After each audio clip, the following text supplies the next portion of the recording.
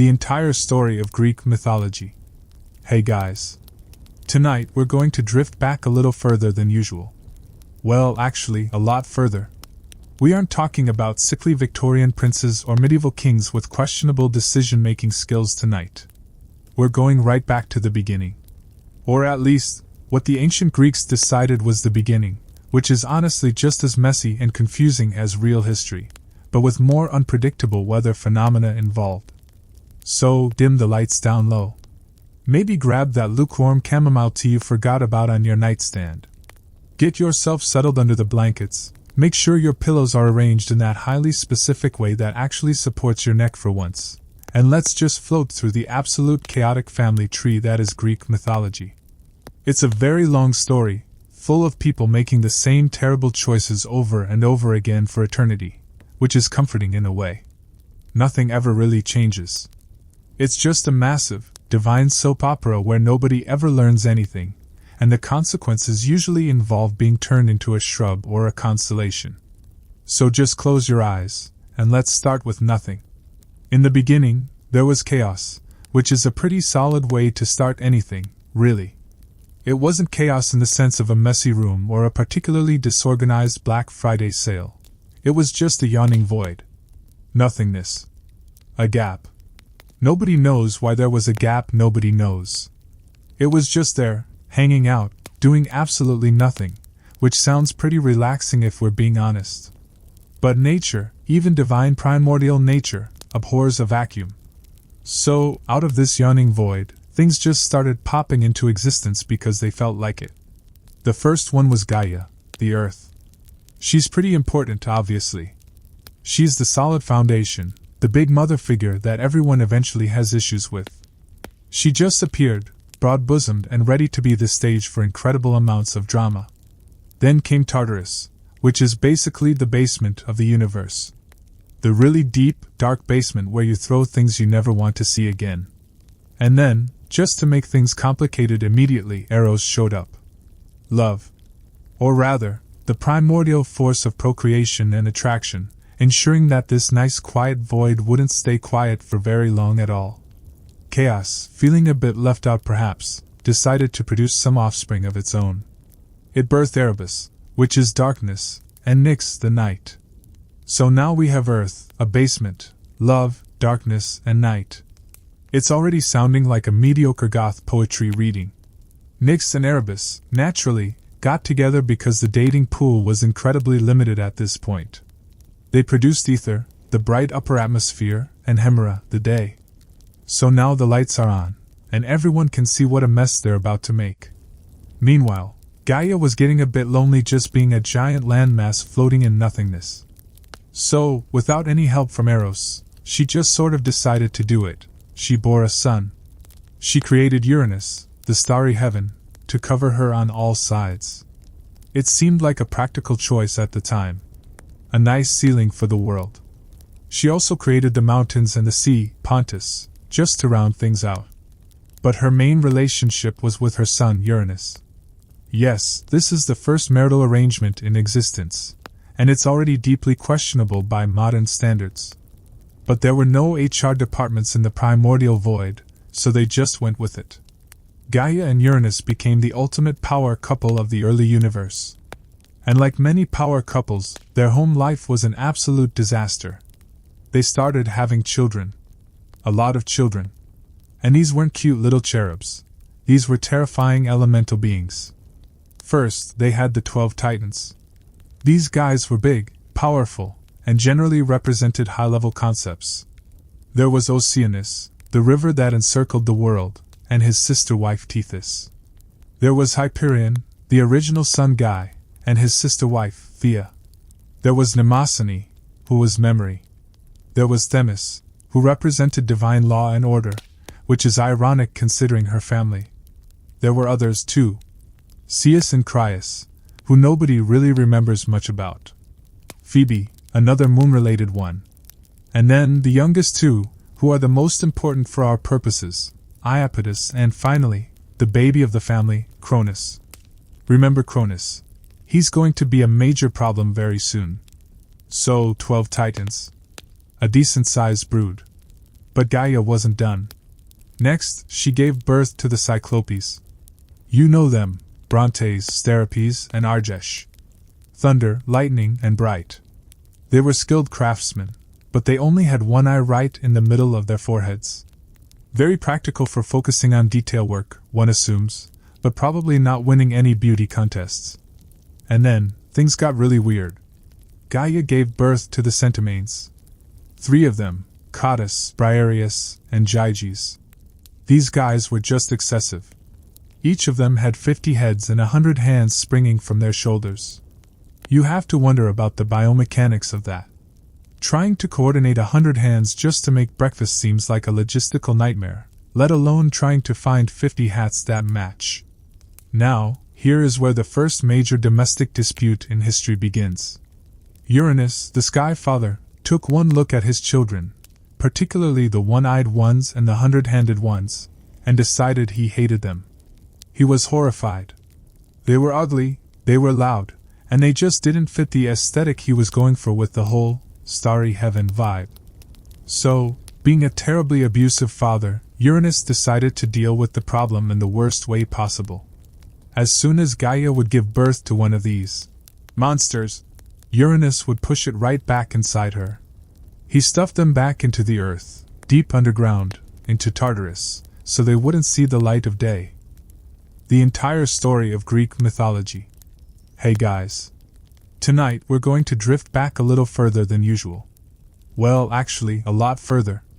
We aren't talking about sickly Victorian princes or medieval kings with questionable decision-making skills tonight. We're going right back to the beginning. Or at least, what the ancient Greeks decided was the beginning, which is honestly just as messy and confusing as real history, but with more unpredictable weather phenomena involved. So, dim the lights down low. Maybe grab that lukewarm chamomile tea you forgot about on your nightstand. Get yourself settled under the blankets. Make sure your pillows are arranged in that highly specific way that actually supports your neck for once. And let's just float through the absolute chaotic family tree that is Greek mythology. It's a very long story, full of people making the same terrible choices over and over again for eternity, which is comforting in a way. Nothing ever really changes. It's just a massive, divine soap opera where nobody ever learns anything, and the consequences usually involve being turned into a shrub or a constellation. So just close your eyes, and let's start with nothing. In the beginning, there was chaos, which is a pretty solid way to start anything, really. It wasn't chaos in the sense of a messy room or a particularly disorganized Black Friday sale. It was just a yawning void. Nothingness. A gap. Nobody knows why there was a gap, nobody knows. It was just there, hanging out, doing absolutely nothing, which sounds pretty relaxing if we're being honest. But nature, even divine primordial nature, abhors a vacuum. So, out of this yawning void, things just started popping into existence because they felt like it. The first one was Gaia, the Earth. She's pretty important, obviously. She's the solid foundation, the big mother figure that everyone eventually has issues with. She just appeared, broad-bosomed and ready to be the stage for incredible amounts of drama. Then came Tartarus, which is basically the basement of the universe. The really deep, dark basement where you throw things you never want to see again. And then, just to make things complicated immediately, Eros showed up. Love. Or rather, the primordial force of procreation and attraction, ensuring that this nice quiet void wouldn't stay quiet for very long at all. Chaos, feeling a bit left out perhaps, decided to produce some offspring of its own. It birthed Erebus, which is darkness, and Nyx, the night. So now we have Earth, a basement, love, darkness, and night. It's already sounding like a mediocre goth poetry reading. Nyx and Erebus, naturally, got together because the dating pool was incredibly limited at this point. They produced Ether, the bright upper atmosphere, and Hemera, the day. So now the lights are on, and everyone can see what a mess they're about to make. Meanwhile, Gaia was getting a bit lonely just being a giant landmass floating in nothingness. So, without any help from Eros, she just sort of decided to do it. She bore a son. She created Uranus, the starry heaven, to cover her on all sides. It seemed like a practical choice at the time. a nice ceiling for the world. She also created the mountains and the sea, Pontus, just to round things out. But her main relationship was with her son Uranus.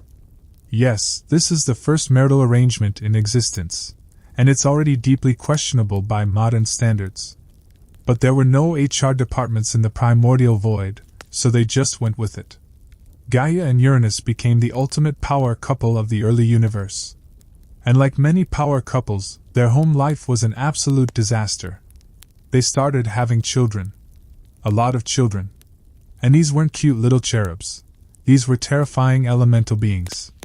First, they had the 12 Titans. These guys were big, powerful, and generally represented high-level concepts. There was Oceanus, the river that encircled the world, and his sister wife Tethys. There was Hyperion, the original sun guy, and his sister wife, Thea. There was Mnemosyne, who was memory. There was Themis, who represented divine law and order, which is ironic considering her family. There were others too. Ceus and Crius, who nobody really remembers much about. Phoebe, another moon-related one.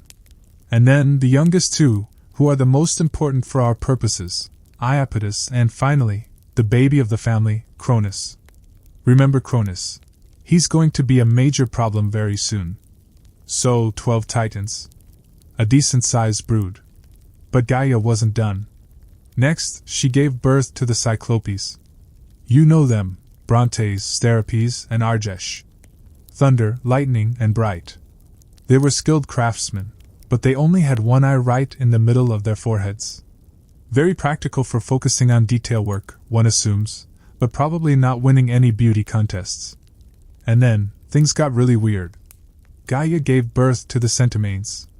3 of them, Cottus, Briareus, and Gyges. These guys were just excessive. Each of them had 50 heads and 100 hands springing from their shoulders. You have to wonder about the biomechanics of that. Trying to coordinate 100 hands just to make breakfast seems like a logistical nightmare, let alone trying to find 50 hats that match. Now, here is where the first major domestic dispute in history begins. Uranus, the Sky Father, took one look at his children, particularly the one-eyed ones and the 100-handed ones, and decided he hated them. He was horrified. They were ugly, they were loud, and they just didn't fit the aesthetic he was going for with the whole starry heaven vibe. So, being a terribly abusive father, Uranus decided to deal with the problem in the worst way possible. As soon as Gaia would give birth to one of these monsters, Uranus would push it right back inside her. He stuffed them back into the earth, deep underground, into Tartarus, so they wouldn't see the light of day. When Rhea gave birth to a lovely daughter named Hestia, Cronus didn't coo over the baby or count her toes. He walked into the birthing room, took the infant from Rhea's arms, opened his massive, divine mouth, and swallowed her whole. Just gulped her down in one go. He figured this was a much more permanent solution than stuffing them back into Gaia. Keep your friends close, and your potential enemies in your stomach. Rhea was horrified, naturally. But Cronus was the king, and what could she do? They had another child, Demeter. Cronus swallowed her too. Then came Hera. Down the hatch. Then Hades, his first son. Swallowed. Then Poseidon. Swallowed. 5 children. 5 divine meals for Cronus. He was batting 1,000 on getting rid of his heirs. He was probably feeling pretty secure in his position, just walking around with 5 immortal gods living in his digestive tract. It must have been terribly uncomfortable for everyone involved, but Cronus seemed to prioritize job security over gut health. Rhea, however, was at her breaking point.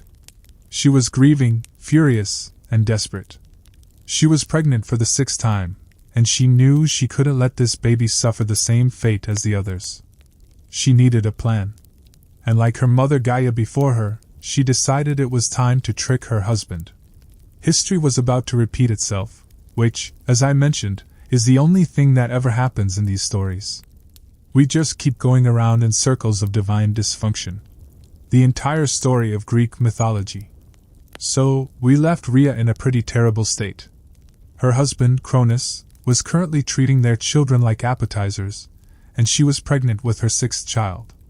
She knew the routine by now: birth, swaddle, hand over to Cronus, gulp, despair. It was a cycle she was desperate to break.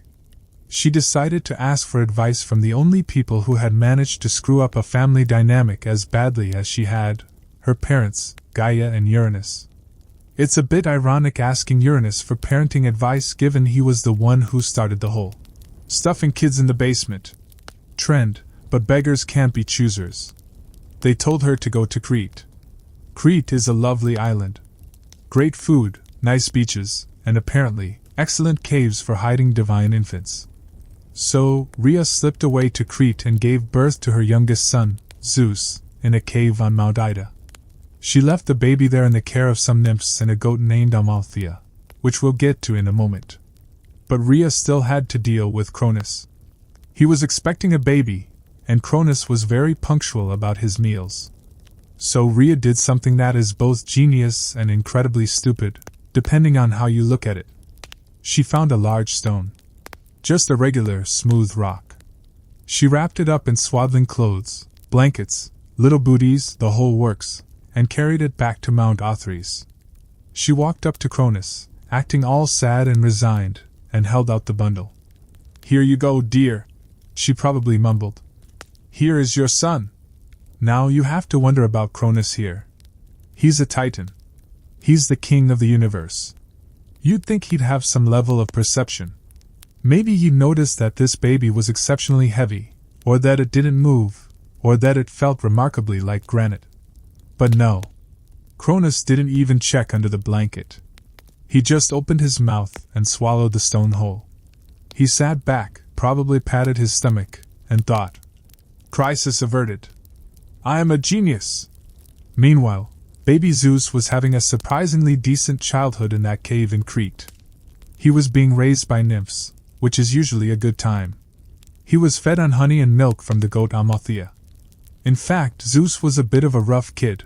One day he was playing with the goat and accidentally broke off one of her horns. Because he was a god, he felt bad about it, briefly, and blessed the horn so that it would provide whatever the owner wished for. This became the cornucopia, the horn of plenty. So, the symbol of endless abundance basically started because a toddler didn't know his own strength during playtime. But keeping a crying baby secret from a paranoid father who rules the cosmos is tricky. Babies are loud. So, Rhea hired a group of warriors called the Curetes. Their entire job description was to stand outside the cave and dance around, clashing their spears and shields together as loudly as possible whenever Zeus started to cry. Just imagine that for a second. You're a baby, you're hungry, you start to wail, and suddenly 20 guys outside start banging metal together and shouting. It must have been terrifying, or at least very confusing. But it worked. Cronus, sitting on his throne miles away, never heard a thing. He just heard the wind and assumed everything was fine. Years passed. Zeus grew up. He grew into a strong, handsome, and ambitious young god, fully aware of his heritage and fully prepared to wreck his father's life. But he couldn't do it alone. He needed allies. Specifically, he needed the 5 siblings currently residing in his father's stomach. By this point, they had been in there for years. They were immortal gods, so they hadn't died or been digested. They were just sort of hanging out. Waiting. Probably playing cards or something to pass the time. Zeus needed a plan to get them out. He met a Titaness named Metis. Her name means wisdom or cunning, so naturally, she had the solution. She didn't suggest a frontal assault. She suggested chemistry. Metis whipped up a drink. A very special cocktail. It was a mixture of mustard and wine, or perhaps salt and water. The recipe varies, but the intended effect was the same. It was an incredibly potent emetic. It makes you throw up. Violently. Zeus, presumably disguised as a cupbearer, because Cronus was probably hiring new staff all the time, managed to slip this drink to his father. Cronus, never one to turn down a drink, swigged it back. The reaction was immediate. And dramatic. First, Cronus threw up the stone. The one he thought was Zeus. It flew out and landed in Delphi, where it became a sacred object called the omphalos, the navel of the world. People worshipped that rock for centuries. Just a stone that had been in a Titan's stomach. History is weird. Then, in reverse order of swallowing, up came the children. Poseidon, Hades, Hera, Demeter, and Hestia. They emerged fully grown, which must have been a painful experience for Cronus, to say the least. And they were, understandably, unharmed but extremely irritated. They looked at Zeus, this brother they never met who had just forced their father to regurgitate them, and said, "Thanks. Let's get him." This kicked off the Titanomachy. The War of the Titans. It sounds exciting, like a blockbuster movie, but in reality, it was a 10-year stalemate. On one side you had the Titans, led by Cronus, camped out on Mount Othrys. On the other side you had the Olympians, Zeus and his siblings, camped out on Mount Olympus. They just threw things at each other for a decade. The Titans were strong, but the Olympians were agile and angry. The universe shook, the seas churned, and absolutely nothing was accomplished. It was just a lot of noise and property damage. Zeus realized they were deadlocked. He needed an edge. He needed what modern generals would call a force multiplier. Gaia, his grandmother, who was always stirring the pot, whispered a suggestion to him. "Remember your uncles?" she said. "The ones with the single eyes and the 100 hands? Your dad left them in the basement. If you let them out, they might help you." So Zeus took a trip down to Tartarus.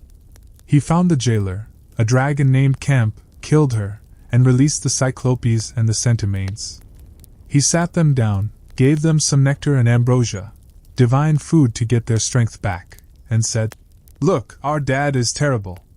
Your brother Cronus is also terrible. Help us beat him, and you can stay out of jail." The Cyclopes were excellent smiths. To show their gratitude, they crafted 3 legendary weapons. For Hades, they made a helm of darkness, which allowed him to become invisible. For Poseidon, they made a trident, a 3-pronged spear that could shake the earth and shatter rocks. And for Zeus, they made the thunderbolt. Not just a spark, but the ultimate weapon of mass destruction. The Centimanes, Cottus, Briareus, and Gyges, didn't need weapons. They had 300 hands between them. They were the artillery. With their new allies, the Olympians launched a final assault. It was chaos. The Centimanes ripped up entire cliffs and threw them at the Titans. Imagine 300 huge rocks flying at you every few seconds. It blotted out the sun. The Titans were overwhelmed. While they were distracted by the rain of boulders, Zeus let loose with the thunderbolts, frying everything in sight. Poseidon shook the earth, knocking the Titans off their feet. Hades, presumably invisible, was sneaking around doing who knows what, probably tying their shoelaces together or something equally disruptive. The Titans broke. They were tough, but they couldn't handle that level of sensory overload. They surrendered. Now, Zeus had to decide what to do with them. He wasn't going to make the mistake of leaving them around to plot revenge. Most of the male Titans, Cronus included, were bound in chains and thrown into Tartarus. The Centimanes, who had been prisoners there, now became the guards. It's a nice career progression for them, I suppose. From inmate to warden. Not all the Titans were imprisoned, though. Some of them had actually sided with Zeus, or at least stayed neutral. Oceanus, the river guy, had stayed out of it. Themis and Mnemosyne had been helpful. And Prometheus, the son of Iapetus, had actually switched sides to join Zeus because he saw which way the wind was blowing. Smart guy, Prometheus. We'll see how that works out for him later. But one Titan got a special punishment. Atlas. He was the son of Iapetus and had been one of the generals for Cronus. Zeus didn't throw him in the pit. Instead, he gave him a job. He made Atlas stand at the western edge of the world and hold up the sky. It's a common misconception that Atlas holds the world on his shoulders. He doesn't. He holds the celestial sphere, the sky, to keep it from crashing down onto the earth again. It's a heavy job, and he's been doing it ever since, groaning and complaining, but never taking a break. It's the ultimate back strain. With the war over and the previous administration locked away, the three brothers, Zeus, Poseidon, and Hades, sat down to divide up the cosmos. They didn't argue or fight over it, they decided to be fair. They drew lots. They put 3 tokens in a helmet and shook it up. Zeus drew the first lot. He got the sky. He became the king of the gods, the lord of the heavens, the guy in charge of rain, clouds, and lightning bolts. It suited his ego perfectly. He got the penthouse suite of reality. Poseidon drew the second lot. He got the sea. He became the lord of the ocean, the earth shaker. He got to rule over all the waters and the creatures in them. It was a pretty good gig, though it meant he was always a bit salty, literally and figuratively. Hades, well, Hades drew the short straw. He got the underworld, the realm of the dead, the basement. He had to go down into the dark and rule over the shadows and the ghosts. He wasn't thrilled about it, but a deal's a deal. He packed his bags, took his invisible helmet, and went downstairs to manage the afterlife. He became a very wealthy landlord, essentially, since all the precious metals in the earth technically belonged to him, but he didn't get invited to many parties. The earth itself, Gaia, was considered neutral ground. Everyone had access to it. And Mount Olympus became the shared home for the gods, where they could hang out, feast, argue, and generally make life difficult for mortals. So, the hierarchy was established. The Olympians were in charge. But if you think things settled down and became peaceful, you have clearly never met a Greek god. They were just getting started. Now that the cosmic architecture was in place, they needed to populate the world. There were already some humans running around from the time of Cronus, but they were sort of irrelevant. The gods needed to establish their own dominance, and they had a lot of pent-up energy. Zeus, in particular, took his role as father of gods and men, very literally. He looked at the world and saw it as his personal dating app. But before he could get into his legendary list of romantic entanglements, there was one more threat to deal with. Gaia. Remember her? The grandmother who started all this? She wasn't happy. She had helped Zeus overthrow Cronus because Cronus was a tyrant, but now Zeus had locked up her Titan children in Tartarus. She took that personally. She didn't like her kids being in jail, no matter how bad they were.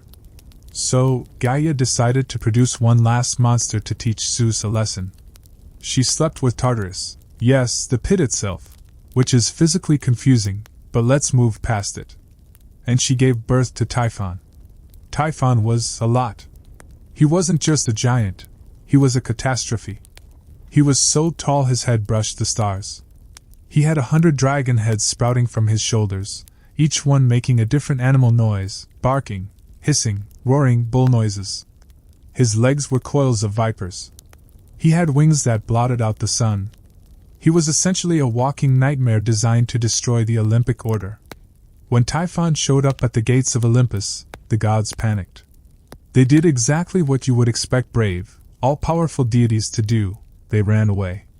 They fled to Egypt. And to hide themselves, they transformed into animals. This is actually the mythological explanation for why Egyptian gods have animal heads. The Greeks claimed it was just their gods hiding in disguise. Apollo became a hawk, Hermes became an ibis, Ares became a fish, which is humiliating for a war god, and so on. Only Zeus stood his ground. Well, eventually. He had to be shamed into it by Athena, his daughter, who hadn't been born yet in this narrative timeline, but time is fluid in mythology, so let's just say he realized he looked bad. Zeus faced Typhon. It was the heavyweight championship of the cosmos. Typhon threw mountains, Zeus threw lightning. At one point, Typhon actually won a round. He managed to wrestle the sickle, the same one Cronus used on Uranus, away from Zeus and cut out Zeus's sinews. He ripped the tendons right out of the god's hands and feet. Typhon left Zeus helpless in a cave and gave the sinews to a dragon for safekeeping. It looked like the Olympians were finished before they really began. But Hermes, the god of thieves and trickery, snuck in. He managed to steal the sinews back and reattach them to Zeus. Don't ask about the surgery involved. Divine biology is very forgiving. Healed and furious, Zeus went for round 2. He chased Typhon all over the world, blasting him with bolt after bolt. Finally, he cornered the monster in Sicily. As Typhon tried to retreat, Zeus lifted up Mount Aetna, a massive volcano, and dropped it right on top of him. Squish. Typhon was trapped. He couldn't get out from under the mountain. But he wasn't dead. He's still down there today, angry and restless. Every time Mount Aetna erupts, it's just Typhon throwing a tantrum, spitting fire and trying to wiggle free. With Typhon dealt with, Gaia finally admitted defeat. She accepted Zeus as the ruler. The universe was safe. Or as safe as it gets. Now, Zeus could finally focus on what really mattered to him, micromanaging the world and finding a wife. Or several wives. His first wife was actually Metis, the one who helped him with the vomit potion. But Gaia, who just couldn't stop giving ominous prophecies, told Zeus that if Metis had a son, that son would overthrow him. Zeus, having watched his father and grandfather go through this exact same scenario, decided to take a leaf out of Cronus's book. But he improvised. Instead of waiting for the baby to be born, he just tricked Metis. He played a game of shape-shifting with her, and when she turned into a fly or a drop of water, he swallowed her. So now Zeus had wisdom literally inside his head. This is why he's the boss. He internalized the advice. It also meant he didn't have to worry about a usurper son from her. But it did give him a splitting headache later on, which would lead to the very strange birth of Athena. We'll get to that. But a king needs a queen, a visible queen who sits on a throne next to him, not inside his stomach. And Zeus had his eye on his sister, Hera. Hera was beautiful, majestic, and extremely not interested. She knew Zeus's reputation. She knew he was a player. She turned him down. Repeatedly. She wanted nothing to do with him. So Zeus, being the romantic soul that he is, decided to trick her. He knew Hera had a soft spot for animals. One day, when she was walking alone, he created a terrible thunderstorm. Then, he transformed himself into a frantic, soaking wet cuckoo bird. He flew down and landed near Hera, shivering and looking pathetic. Hera, seeing the poor frozen bird, picked it up and cuddled it to her chest to warm it. As soon as he was in her arms, Zeus transformed back into his true form. And well, he didn't take no for an answer. It's another one of those very problematic mythological encounters. Hera, shamed and outmaneuvered, agreed to marry him to cover up the scandal. And so, the greatest and most dysfunctional marriage in the history of the universe began. Zeus and Hera. The king and queen. They threw a massive wedding. All the gods attended. Gaia gave them a tree with golden apples as a wedding gift, which was planted in a special garden far in the west. It looked perfect. But as we drift deeper into this story, you'll see that the honeymoon phase lasted about 5 minutes. Their marriage would become a battleground that would drag in gods, mortals, and monsters for eons. But for now, let's just picture them on their thrones on Mount Olympus. The clouds are fluffy, the ambrosia is sweet, and the screams of the titans in the basement are muffled by thick flooring. Everything is calm. For a moment, let's float over and look at the other Olympians, the court that gathered around this power couple. Because Zeus wasn't the only one making moves. His brothers and sisters were busy establishing their own brands. Let's start with Poseidon. He was down in the ocean, building himself a golden palace under the waves. It was a nice place, lots of coral, very open concept. But like his brother, he needed a wife. He set his sights on a sea nymph named Amphitrite. Amphitrite, like Hera, was smart enough to run away. She fled to the farthest parts of the ocean. Poseidon sent out search parties. Eventually, a dolphin found her and pleaded Poseidon's case so well, presumably with a lot of clicking and squeaking, that she agreed to marry him. As a reward, Poseidon put the dolphin in the sky as a constellation. Amphitrite moved in, and they settled down. They had a son named Triton, who was half man, half fish, and liked to blow on a conch shell. Poseidon was generally faithful-ish, certainly more than Zeus, but he had a temper. When he was in a bad mood, he'd strike the ground with his trident and cause earthquakes. So if the ground ever shakes while you're trying to sleep, it's just Poseidon having a bad day at the office. Then there was Demeter, the goddess of the harvest. She was the earthy sister. She didn't really care about palace intrigue. She just wanted the wheat to grow and the seasons to be predictable. She was chill. Until she wasn't. But her story is tied up with her daughter, Persephone, and that is a whole saga of kidnapping and pomegranate seeds that we need to save for a little later. And Hestia. Dear, sweet Hestia. The firstborn, and also the lastborn if you count the regurgitation order. She was the goddess of the hearth. The fireplace. She was the most peaceful of the lot. Apollo and Poseidon both tried to court her, but she swore an oath to remain a virgin forever just to avoid the drama. She just wanted to tend the fire and keep things cozy. She's the patron saint of introverts who just want to stay home and read a book. But then, there were the new kids. The second generation. The children of Zeus. This is where the cast of characters really explodes. Let's drift over to the story of the headache. Remember I mentioned Zeus swallowed his first wife, Metis? Well, sometime later, he was walking along the shores of Lake Triton, and he got a headache. A migraine to end all migraines. It felt like someone was hammering on the inside of his skull. He was in agony. He howled so loud the earth shook. Hermes ran up to see what was wrong, took one look, and realized what was happening. He called for Hephaestus, the smith god, who we haven't introduced yet but he's there, to bring an axe. "Hit me in the head," Zeus ordered. "Split my skull open." Now, this sounds like bad medical advice. But Hephaestus shrugged, lifted his double-bit axe, and brought it down on Zeus's forehead. Crack. Zeus's head split open. But instead of brains, out popped a woman. Fully grown. Wearing a full set of armor. And shouting a war cry. This was Athena, the goddess of wisdom and war.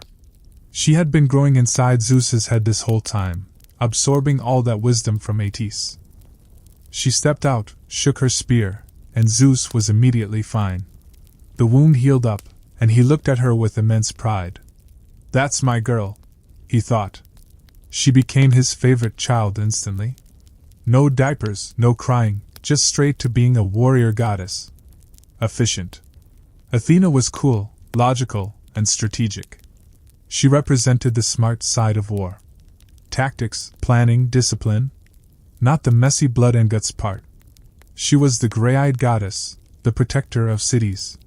And she remained a virgin goddess, like Hestia, because she had no time for romance when there were strategies to plan and tapestries to weave. So now we have the king, the queen, the sea lord, the landlord of the dead, the harvest mother, the hearth keeper, and the brain child.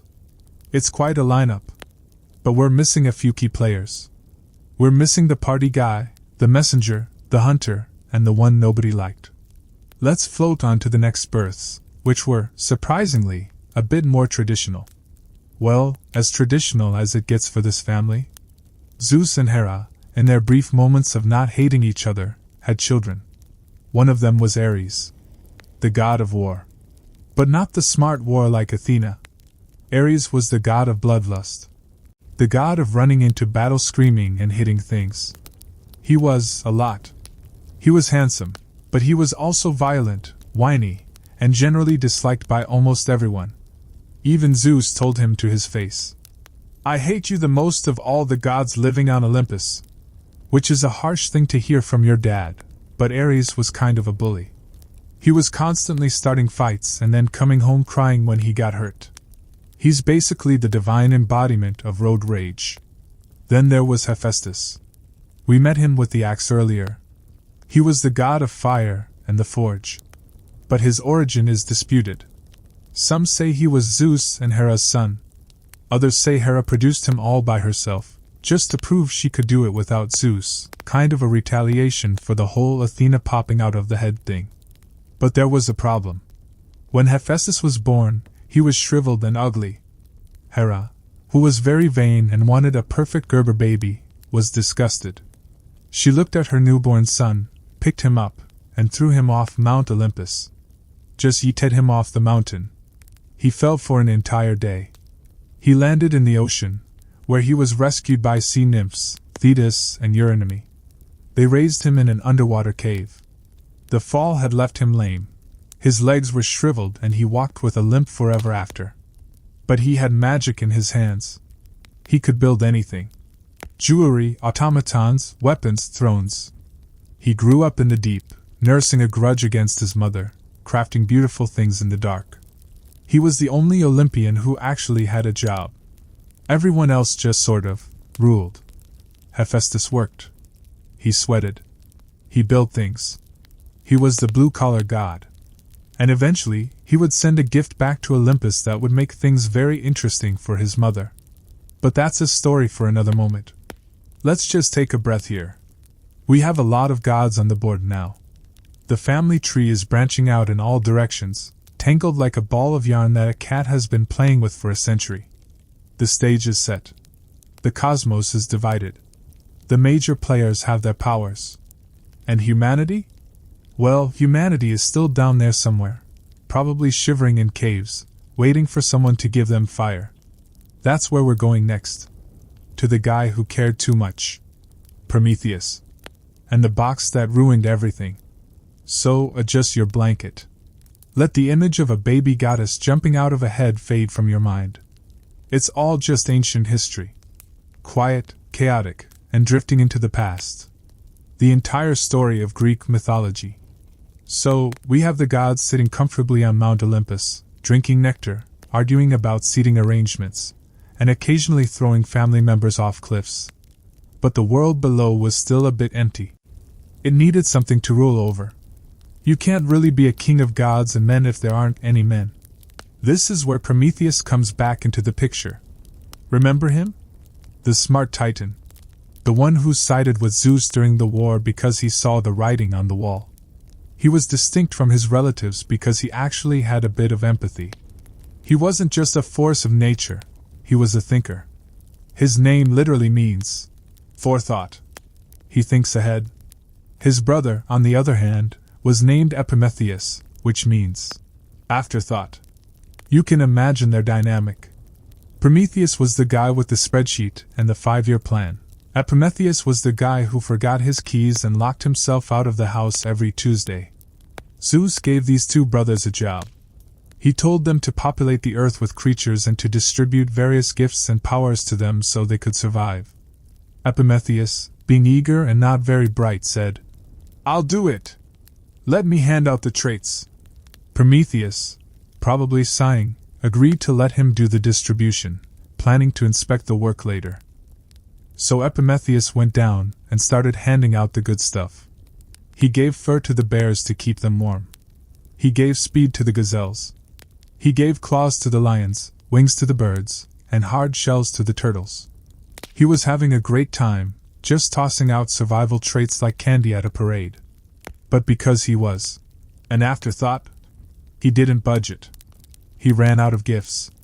When he finally got to the pile of clay that was supposed to be humanity, he checked his bag and realized it was empty. No fur, no claws, no wings, no super speed. Nothing. Humans were left naked, soft, slow, and squishy. They were basically the easiest snack on the planet for all the other animals Epimetheus had just beefed up. Epimetheus looked at the shivering, helpless humans and panic called his brother. "Prometheus," he probably whispered. "I think I messed up." Prometheus came down, looked at the situation, and rubbed his temples. He knew he had to fix this. He couldn't let his brother's incompetence be the end of the project. So, he decided to craft humans into a nobler shape. He made them stand upright on 2 legs, like the gods, so they could look up at the stars rather than down at the mud. That was a nice touch, aesthetic-wise, but it didn't help with the whole freezing to death issue. They needed an edge. Now, Prometheus had always liked humans. He saw potential in them. Maybe he saw them as his little art project. He taught them how to build shelters, how to do math, and how to farm. But they were still cold. Then came the incident at Mycone. This was a gathering, a sort of divine picnic where gods and humans came together to settle the rules of sacrifice. They needed to decide which part of an animal would be offered to the gods and which part the humans could keep for food. Prometheus, being the trickster that he was, decided to rig the game in favor of his pets. He took a great ox and slaughtered it. He divided it into 2 piles. In the first pile, he put all the delicious, juicy meat and the nutritious organs. But he covered this pile with the ox's stomach, a gross, gray, unappealing paunch. It looked terrible. In the second pile, he put all the bare bones, stripped of meat. But he covered these bones with a thick, glistening layer of pure white fat. It looked rich and delicious. He then invited Zeus to choose. "O great king," he said, trying to keep a straight face, "pick which portion you want the gods to receive from now on." Zeus, usually sharp but perhaps a bit hungry that day, looked at the glistening fat and thought, "Yes, that looks excellent." He chose the pile of bones. When he lifted the fat and saw the dry ribs underneath, Zeus was furious. He realized he'd been duped. From that day on, humans would burn the bones and fat to the gods, which smells nice but is useless for nutrition, and keep the meat for themselves. A huge win for humanity's protein intake. But Zeus was petty. He was the king of petty. He couldn't unchoose the sacrifice, so he decided to punish the humans another way. "Fine," he said. "They can keep the meat, but they can eat it raw." He withheld fire. He hid it away. He refused to let a single spark descend to earth. So now the humans had meat, but they were still freezing and eating tartar in the dark.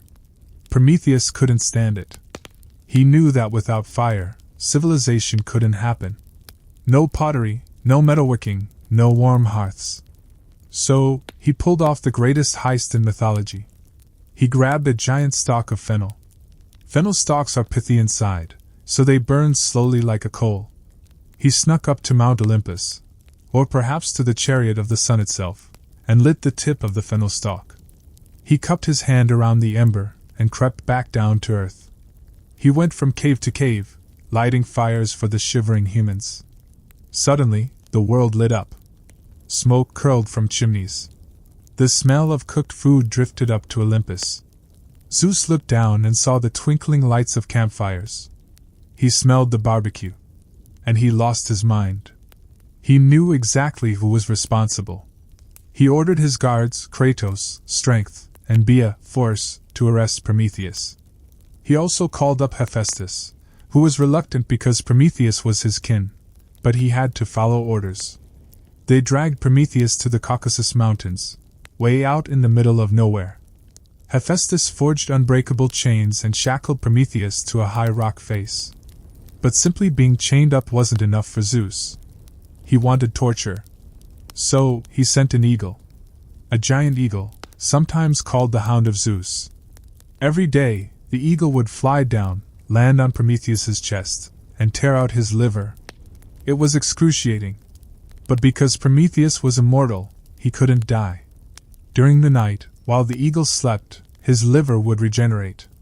It would grow back, good as new. And the next morning, the eagle would come back for breakfast. It was an endless cycle of agony. And Prometheus endured it. He stayed on that rock for thousands of years, scorched by the sun, frozen by the wind, and eaten by the bird. All because he gave us fire. So, next time you use a lighter, maybe just give a little nod of thanks to the guy on the rock. But Zeus wasn't done. He had punished the thief, but he still wanted to punish the beneficiaries. The humans. He didn't want to wipe them out. He wanted to make them miserable. He wanted to give them a gift that would ruin everything. He called a committee meeting. He told Hephaestus to mix earth and water and create a stunningly beautiful woman. He told Athena to teach her weaving and style. He told Aphrodite to give her grace and desire. He told Hermes to give her a shameful mind and a deceitful nature. They named her Pandora, which means all gifts, because every god had given her something. She was the first woman. Before this, apparently, humanity was just a bachelor party. Zeus presented Pandora as a gift to Epimetheus. Now Prometheus, before he was chained up, had specifically warned his brother. Listen to me. Do not accept any gifts from Zeus. Send them back. He is not our friend. But Epimetheus, well, he was Epimetheus. He saw Pandora. She was gorgeous. She was charming. She probably complimented his decor. He forgot his brother's warning immediately and invited her in. Pandora came with luggage. A large jar. Mistranslated later as a box, but it was actually a pithos, a big storage jar. She had been told by the gods, very strictly, never to open it. Now, if you hand someone a sealed container and say, "Don't open this," you are guaranteeing that they will open it. It's human nature. And Pandora had been given the gift of curiosity. One day, while Epimetheus was out doing whatever it is the god of afterthought does, Pandora looked at the jar. She wondered what was in it. Jewelry? Fine wine? A really nice hat? She just lifted the lid a crack. Just a peek. Immediately, a swarm of dark, misty shapes flew out. They buzzed like flies. These were the evils of the world. Sickness, old age, toil, spite, gossip, depression, taxes. All the things that make life hard. They rushed out of the jar and scattered to the four corners of the earth. Pandora, terrified, slammed the lid back down. But it was too late. The jar was empty. Except for one thing. Caught under the rim of the jar, refusing to fly out, was Elpis. Hope. So, the Greeks had a very cynical view of existence. Life is full of misery and disease, and the only thing we have left is hope, trapped in a jar. Or maybe the interpretation is that hope remains with us to help us endure the evils. It's vague. But basically, the Golden Age was over. The Silver Age was over. Welcome to the real world. So now the stage is truly set. Humans are miserable but warm. Prometheus is being eaten. Zeus is smug. Let's drift away from the tragedy of the humans for a bit, and look back at the gods. Because Zeus was still busy expanding the family tree. Let's talk about Leto. She was a Titaness, a daughter of Zeus and Phoebe. Very gentle, very modest. Naturally, Zeus took a liking to her. She became pregnant with twins. But there was a problem. Hera, as the Queen of Heaven, had a very strict policy regarding Zeus's mistresses: destroy them. When she found out Leto was pregnant, she banned Leto from giving birth on any solid ground, any terra firma. She also sent a giant serpent named Python to chase Leto around the world. Poor Leto. She was heavy with twins, waddling across the earth, unable to sit down or rest, with a giant snake nipping at her heels. Every land she approached, Athens, Thessaly, Arcadia, turned her away because they were terrified of Hera's wrath. Finally, she came to the island of Delos. At the time, Delos wasn't a real island. It was a floating rock, bobbing around in the sea, not attached to the ocean floor. Therefore, technically it wasn't terra firma. It was a loophole. The spirit of the island agreed to let Leto land, provided that the children born there would honor the island forever. Leto agreed, collapsed on the sand near a palm tree, and prepared to give birth. But Hera wasn't done. She kidnapped Eileithyia, the goddess of childbirth. Without her, Leto couldn't deliver. She was in labor for 9 days and 9 nights. The other goddesses felt bad for her. They bribed Hera with a beautiful necklace. Hera was very materialistic, to let Eileithyia go. As soon as the childbirth goddess arrived, the twins were born. First came Artemis, the girl. She was born strong and immediately capable. In some versions of the story, she actually helped her mother deliver her twin brother, a midwife at 10 minutes old. Then came Apollo, the boy. He was born shining with light, holding a silver bow, or maybe a lyre, depending on which painting you're looking at. These two would become major power players. Artemis asked her father Zeus for a unique set of gifts. She sat on his knee and listed her demands. She wanted to remain a virgin forever, never to marry. She wanted a bow and arrow. She wanted a tunic short enough to run in. And she wanted the mountains and the forests as her domain. But Zeus wasn't done. He had punished the thief, but he still wanted to punish the beneficiaries. The humans. He didn't want to wipe them out. He wanted to make them miserable. He wanted to give them a gift that would ruin everything. He called a committee meeting. He told Hephaestus to mix earth and water and create a stunningly beautiful woman. He told Athena to teach her weaving and style. He told Aphrodite to give her grace and desire. He told Hermes to give her a shameful mind and a deceitful nature. They named her Pandora, which means all gifts, because every god had given her something. She was the first woman. Before this, apparently, humanity was just a bachelor party. Zeus presented Pandora as a gift to Epimetheus. Now Prometheus, before he was chained up, had specifically warned his brother. Listen to me. Do not accept any gifts from Zeus. Send them back. He is not our friend. But Epimetheus, well, he was Epimetheus. He saw Pandora. She was gorgeous. She was charming. She probably complimented his decor. He forgot his brother's warning immediately and invited her in. Pandora came with luggage. A large jar. Mistranslated later as a box, but it was actually a pithos, a big storage jar. She had been told by the gods, very strictly, never to open it. Now, if you hand someone a sealed container and say, "Don't open this," you are guaranteeing that they will open it. It's human nature. And Pandora had been given the gift of curiosity. One day, while Epimetheus was out doing whatever it is the god of afterthought does, Pandora looked at the jar. She wondered what was in it. Jewelry? Fine wine? A really nice hat? She just lifted the lid a crack. Just a peek. Immediately, a swarm of dark, misty shapes flew out. They buzzed like flies. These were the evils of the world. Sickness, old age, toil, spite, gossip, depression, taxes. All the things that make life hard. They rushed out of the jar and scattered to the four corners of the earth. Pandora, terrified, slammed the lid back down. But it was too late. The jar was empty.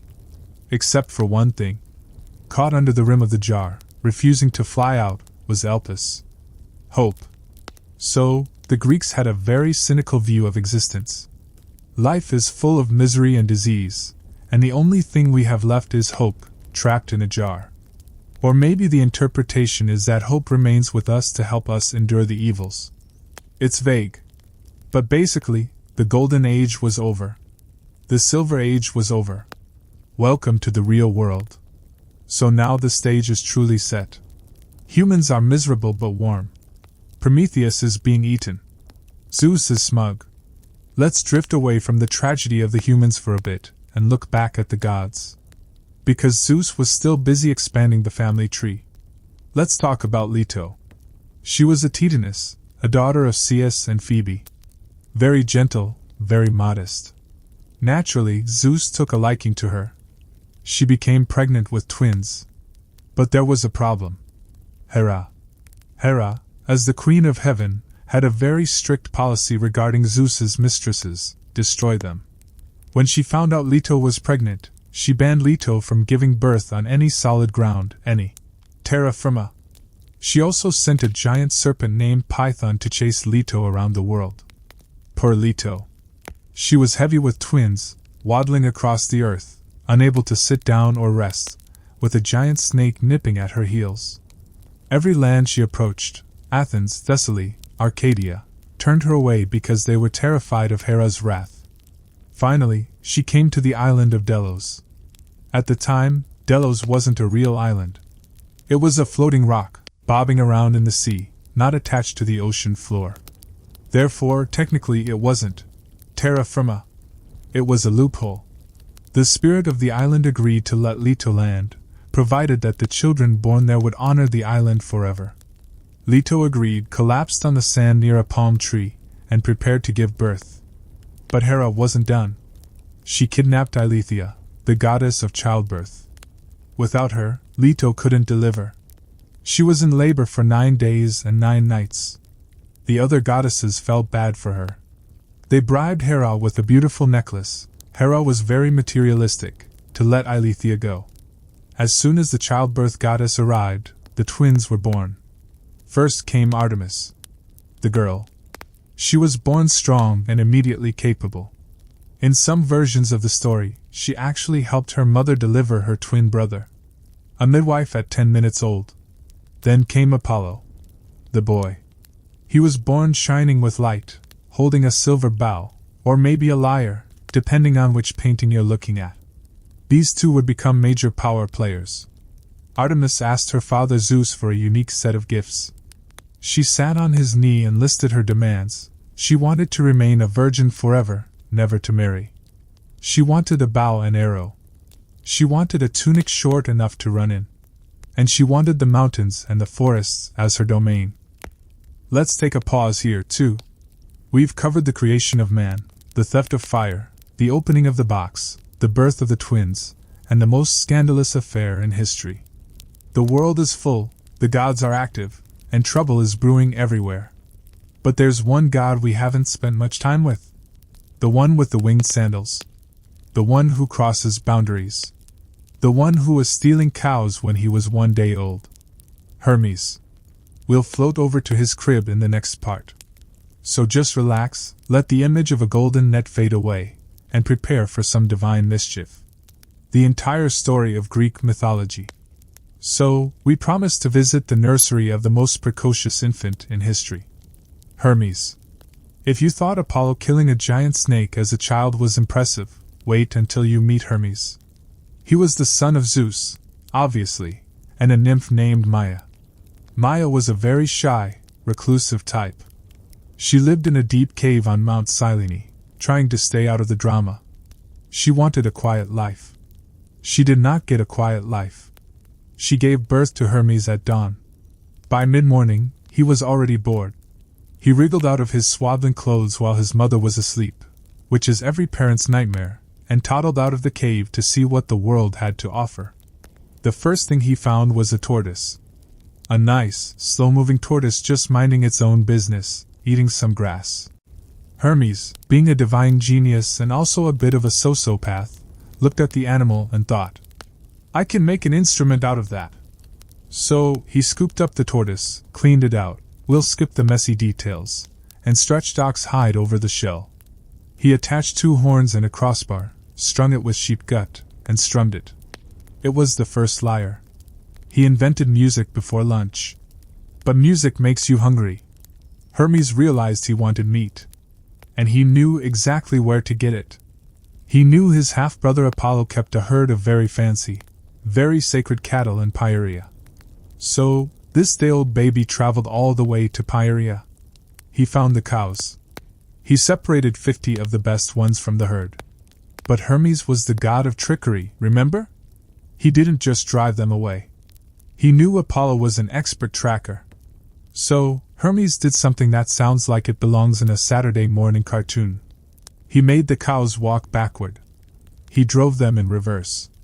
That way, their hoofprints looked like they were walking towards the pasture, not away from it. Then, he wove himself some giant sandals out of wicker and leaves to disguise his own footprints. He hid the cows in a cave, sacrificed 2 of them to the 12 Olympian gods, cleverly including himself in the count to make it official, and then ran back home to his mother's cave. He wrapped himself back up in his blankets and pretended to be a helpless baby. When Apollo found his cows missing, he was confused. The tracks made no sense. They all led into the field. He eventually used his prophetic powers to figure out it was the baby from Mount Cyllene. Apollo stormed into the cave. "Where are my cows, you little thief?" he shouted. Hermes batted his eyelashes. "Cows?" he said. "I am a baby. I was born yesterday. I care only for milk and warm blankets. What is a cow?" Apollo wasn't buying it. He grabbed the infant and dragged him up to Mount Olympus to face judgment from Zeus. It was the first juvenile court case. Zeus found the whole thing hilarious. He looked at his newborn son, who was lying through his teeth, and just laughed. He ordered Hermes to give the cows back. Hermes agreed. He led Apollo to the cave. But then, he pulled out the tortoise-shell lyre and started to play. The music was so beautiful, so haunting, That Apollo, the god of music, remember, was mesmerized. He had never heard anything like it. "I need that," Apollo said. "Give me the instrument, and you can keep the cows." Hermes smiled. The deal was struck. Apollo got the lyre, Hermes got the cattle, and they became best friends. Later, Hermes invented a shepherd's pipe, and Apollo traded his golden staff for that too. Basically, Hermes scammed his older brother twice and got a job out of it. Zeus was impressed by Hermes's speed and glib tongue. He made him the messenger of the gods. He gave him winged sandals, the talaria, and a winged cap, the Perseus. Hermes became the guy who traveled between worlds. He was the only god, besides Hades and Persephone, who could enter and leave the underworld at will. He guided the souls of the dead down to the river Styx. He was the celestial mailman, the patron of travelers, merchants, and thieves. A busy schedule for a guy who started his career with grand larceny. But let's float on. The family tree has one more major Olympian we need to discuss before things get really dark. The god of the vine, Dionysus. Dionysus is complicated. He's the god of wine, parties, madness, and ecstasy. He's the guy you invite to the party if you want to wake up in a different country with a new tattoo. His birth was, frankly, a medical disaster. Zeus fell in love with a mortal princess named Semele. He would visit her in the dark, disguised as a mortal. Semele was happy, but she was also a bit insecure. She bragged to her friends that her boyfriend was actually the king of the gods, but nobody believed her. "Sure, Semele," they said. "And my boyfriend is the Tooth Fairy." Enter Hera, the jealous wife. She disguised herself as Semele's old nursemaid and planted a seed of doubt. "If he's really Zeus," the nursemaid whispered, "why does he hide? You should ask him to show you his true form. The full glory he shows to Hera. If he loves you, he'll do it." Semele thought this was great advice. The next time Zeus visited, she made him swear on the river Styx, an unbreakable oath, that he would grant her one wish. Zeus, being overconfident, said, "Anything you want, babe." "Show me your true form," Semele said. "I want to see you as the Thunderer." Zeus was horrified. He knew that no mortal could look upon his divine form and survive. He tried to talk her out of it. "Ask for a palace," he said. "Ask for a pony. Anything else." But Semele insisted. "A promise is a promise." So Zeus revealed himself. He turned into a storm of pure lightning and fire. Semele was instantly incinerated. Just poof. Ash. But she was pregnant. As her body burned away, Zeus saw the unborn baby. He reached into the fire, grabbed the fetus, and well, he needed an incubator. He cut open his own thigh, stuffed the baby inside, and sewed it up with golden stitches. I told you. Medical disaster. A few months later, the stitches were removed, and Dionysus was born from Zeus's thigh. That's why he's called the twice-born. Because he was born from a mortal mother, he wasn't fully accepted on Olympus at first. He had to earn his keep.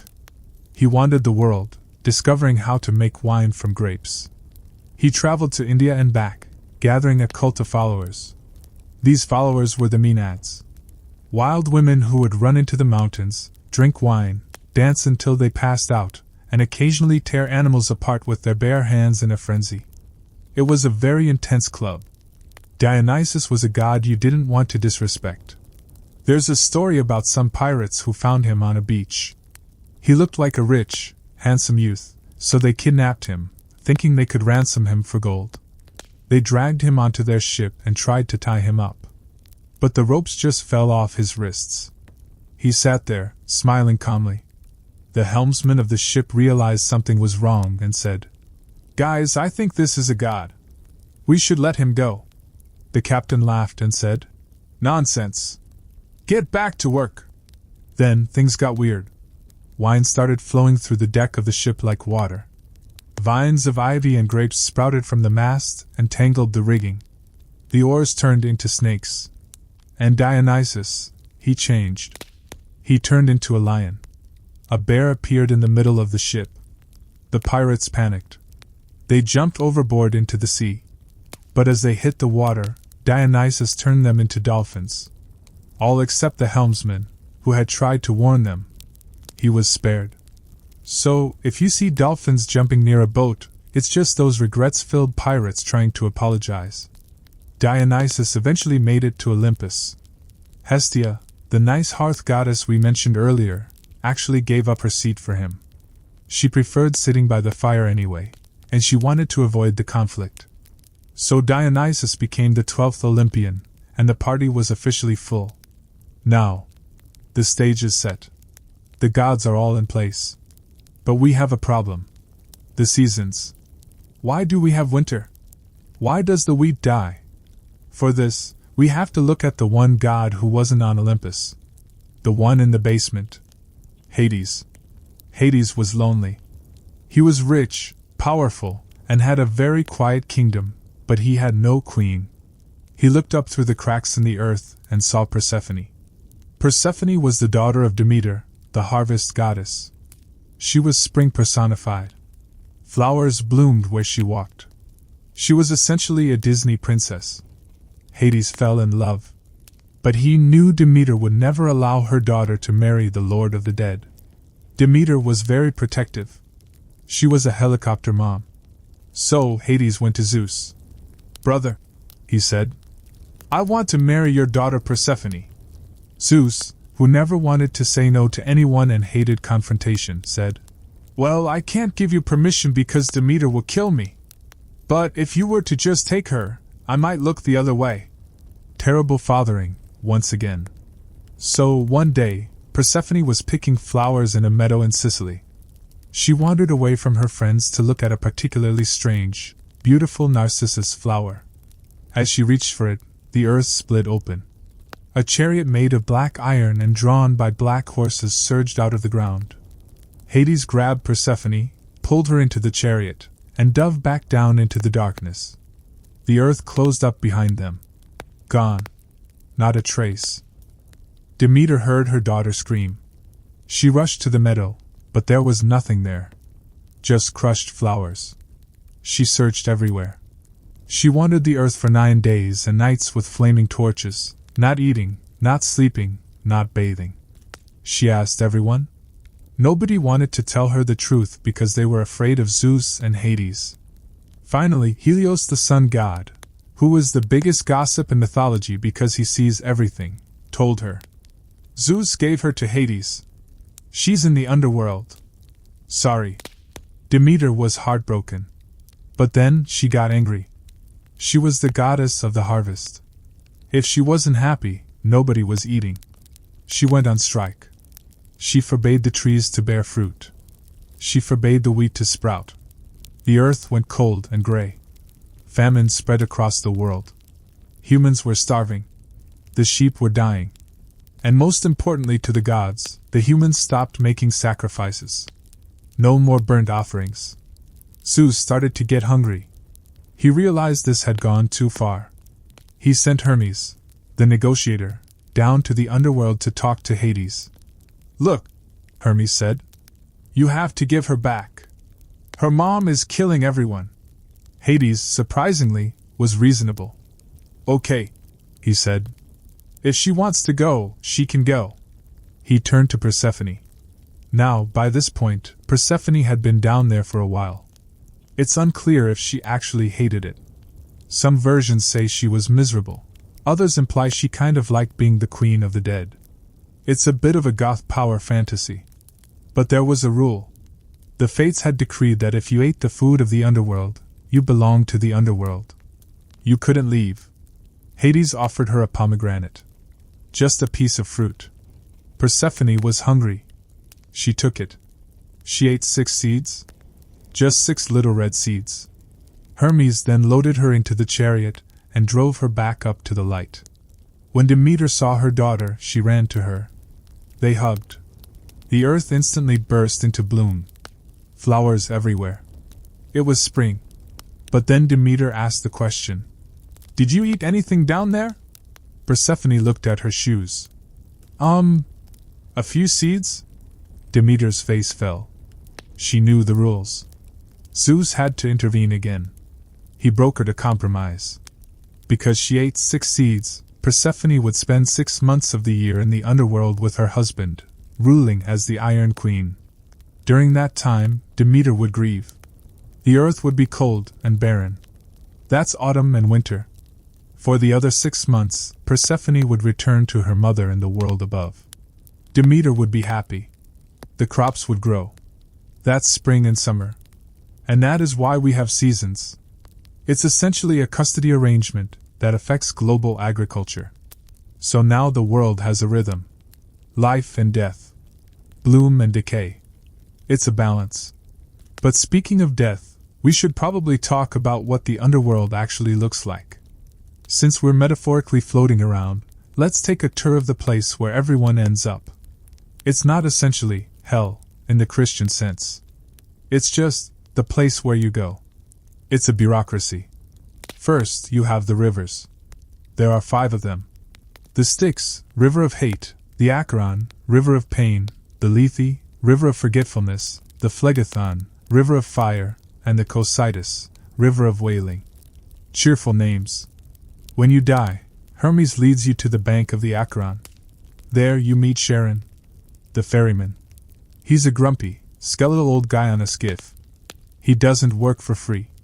You have to pay him a coin, an obol, which your family was supposed to place in your mouth when you were buried. If you didn't get a coin? Tough luck. You have to wander the banks of the river as a restless ghost for 100 years before he'll give you a ride.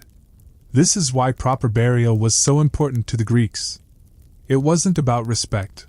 It was about avoiding a century-long layover. Once you cross the river, you face the gates of Hades. And the guard dog. Cerberus. Cerberus is the 3-headed dog. He's massive. He has a mane of snakes and a serpent for a tail. He's very friendly to people entering the underworld. He'll wag his tail and let you pass. But if you try to leave, he eats you. He's the ultimate bouncer. Past the dog, you go to the judges. Minos, Rhadamanthus, and Aeacus. They look at your life and decide where you go. If you were average, not particularly good, not particularly bad, you went to the Asphodel Meadows.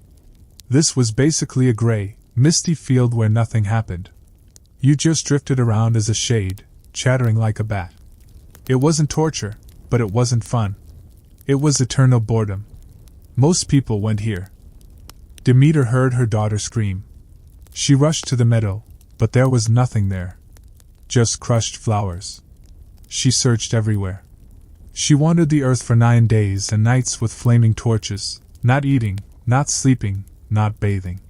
She asked everyone. Nobody wanted to tell her the truth because they were afraid of Zeus and Hades. Finally, Helios, the sun god, who was the biggest gossip in mythology because he sees everything, told her. Zeus gave her to Hades. She's in the underworld. Sorry. Demeter was heartbroken. But then she got angry. She was the goddess of the harvest. If she wasn't happy, nobody was eating. She went on strike. She forbade the trees to bear fruit. She forbade the wheat to sprout. The earth went cold and gray. Famine spread across the world. Humans were starving. The sheep were dying.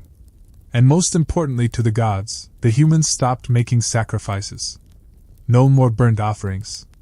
Zeus started to get hungry. He realized this had gone too far. He sent Hermes, the negotiator, down to the underworld to talk to Hades. Look, Hermes said. You have to give her back. Her mom is killing everyone.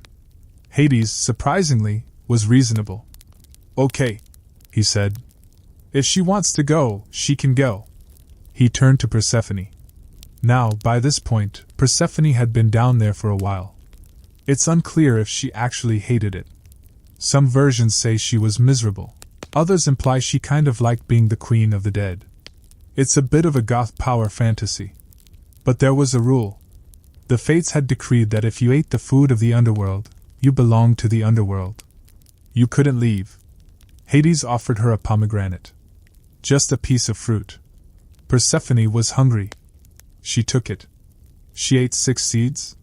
Just 6 little red seeds. Hermes then loaded her into the chariot and drove her back up to the light. When Demeter saw her daughter, she ran to her. They hugged. The earth instantly burst into bloom. Flowers everywhere. It was spring. But then Demeter asked the question, "Did you eat anything down there?" Persephone looked at her shoes. A few seeds?" Demeter's face fell. She knew the rules. Zeus had to intervene again. He brokered a compromise. Because she ate 6 seeds, Persephone would spend 6 months of the year in the underworld with her husband, ruling as the Iron Queen. During that time, Demeter would grieve. The earth would be cold and barren. That's autumn and winter. For the other 6 months, Persephone would return to her mother in the world above. Demeter would be happy. The crops would grow. That's spring and summer. And that is why we have seasons.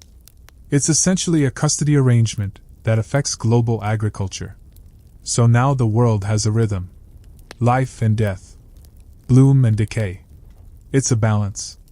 But speaking of death, we should probably talk about what the underworld actually looks like. Since we're metaphorically floating around, let's take a tour of the place where everyone ends up. It's not essentially hell in the Christian sense. It's just the place where you go. It's a bureaucracy. First, you have the rivers. There are 5 of them.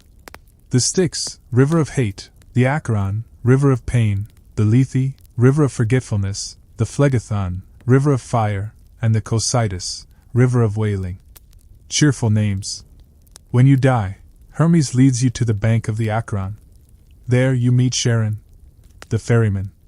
He's a grumpy, skeletal old guy on a skiff. He doesn't work for free. You have to pay him a coin, an obol, which your family was supposed to place in your mouth when you were buried. If you didn't get a coin? Tough luck. You have to wander the banks of the river as a restless ghost for 100 years before he'll give you a ride.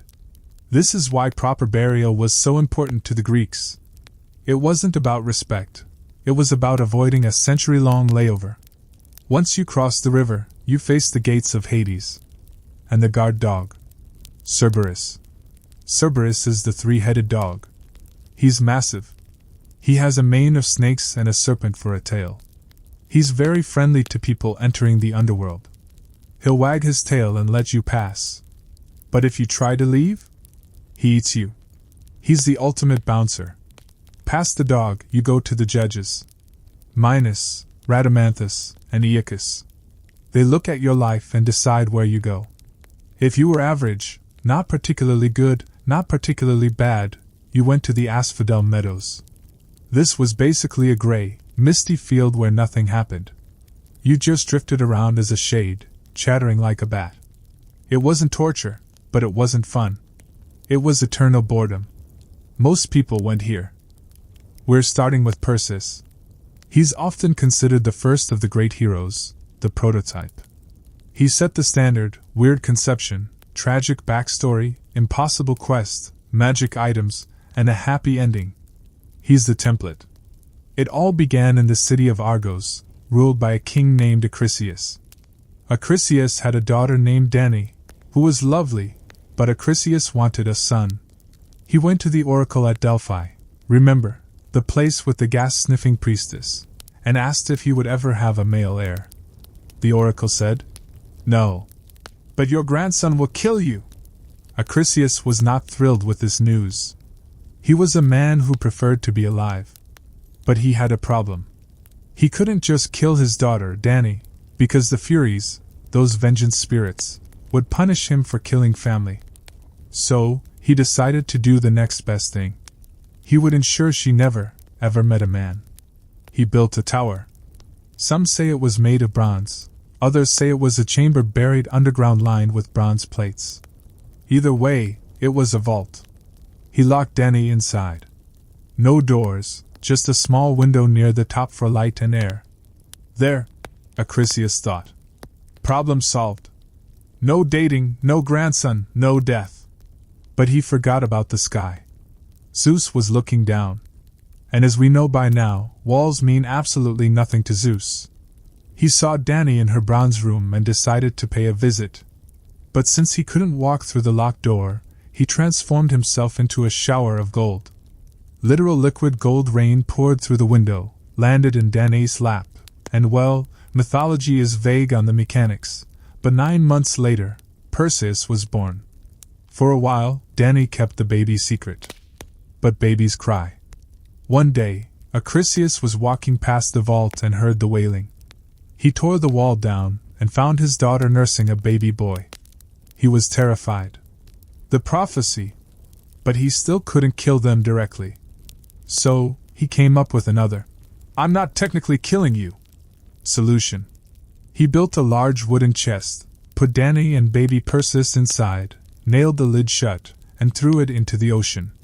If they drown, he told himself, that's Poseidon's fault, not mine. The chest floated for days. It must have been terrifying, dark, cramped, bobbing on the waves. But Zeus asked Poseidon to keep the water calm. Eventually, the chest washed up on the island of Seriphos. A fisherman named Dictys found it. He opened the lid, expecting to find driftwood or supplies, and instead found a traumatized princess and a baby. Dictys was a good guy. He took them in, raised Perseus like his own son, and they lived quietly in a little hut by the sea. But Dictys had a brother, Polydectes. And Polydectes happened to be the king of the island. Polydectes was not a good guy. He was creepy. As Perseus grew up, Polydectes started eyeing Danae. He wanted to marry her. Danae wasn't interested. And now that Perseus was a strapping young man, he protected his mother. He stood between the king and Danae and said, back off. Polydectes realized he needed to get rid of this kid. He couldn't just murder him because Perseus was strong and popular. He needed a trick. He threw a banquet. A pretend wedding banquet for himself and a different woman, just to throw everyone off. He invited all the noblemen of the island. The custom was that guests had to bring a gift, usually a horse. Perseus, being a poor fisherman's son, didn't have a horse. He showed up empty-handed. Polydectes mocked him in front of everyone. Look at the pauper, he sneered. No gift for his king?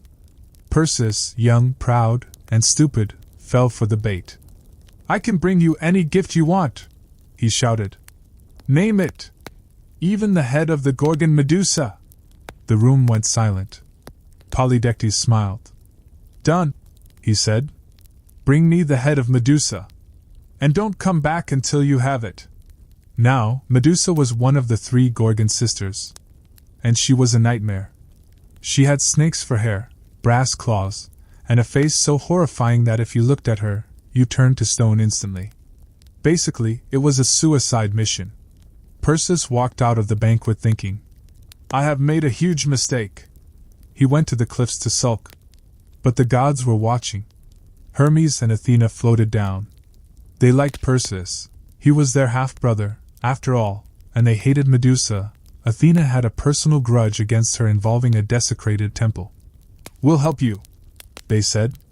But you need gear. First, they told him to find the Gree. These were the Grey Sisters, 3 old crones who were sisters to the Gorgons. They lived in a cave at the edge of the world. They knew where the nymphs of the west lived, and the nymphs had the weapons Perseus needed. So Perseus traveled to the land of twilight. He found the Gree. They were hideous. They had gray hair, gray skin, and, here's the kicker, they shared one single eye and one single tooth between the 3 of them. They would pass the eye back and forth to see. Perseus hid behind a rock and watched them. As one sister took the eye out to pass it to the next, Perseus lunged. He grabbed the eye. Give it back! They screamed, stumbling around blindly. Tell me where the nymphs are, Perseus said, holding the eye hostage. Or I drop it in the dirt. The sisters panicked and gave him the directions. Perseus gave the eye back, or threw it into a lake, depending on how mean the storyteller is, and flew off. He found the nymphs. They gave him 3 items. Winged sandals, so he could fly. Loaned from Hermes. The cap of invisibility, actually, Hades' helmet. It made the wearer completely invisible. The cubesis, a magic bag that could safely contain the Gorgon's head. Hermes also gave him a sword made of adamant, unbreakable metal. And Athena gave him a polished bronze shield, shiny as a mirror. "Do not look at her directly," Athena warned. "Look only at her reflection in the shield. If you look at her face, you're a statue." Perseus flew to the Gorgon's lair. It was a dismal place, scattered with stone statues of men and animals who had tried before him. The three sisters, Steno, Euryale, and Medusa, were asleep. Only Medusa was mortal. The other two couldn't be killed. Perseus floated down, silent as a shadow. He held up his shield, watching the reflection.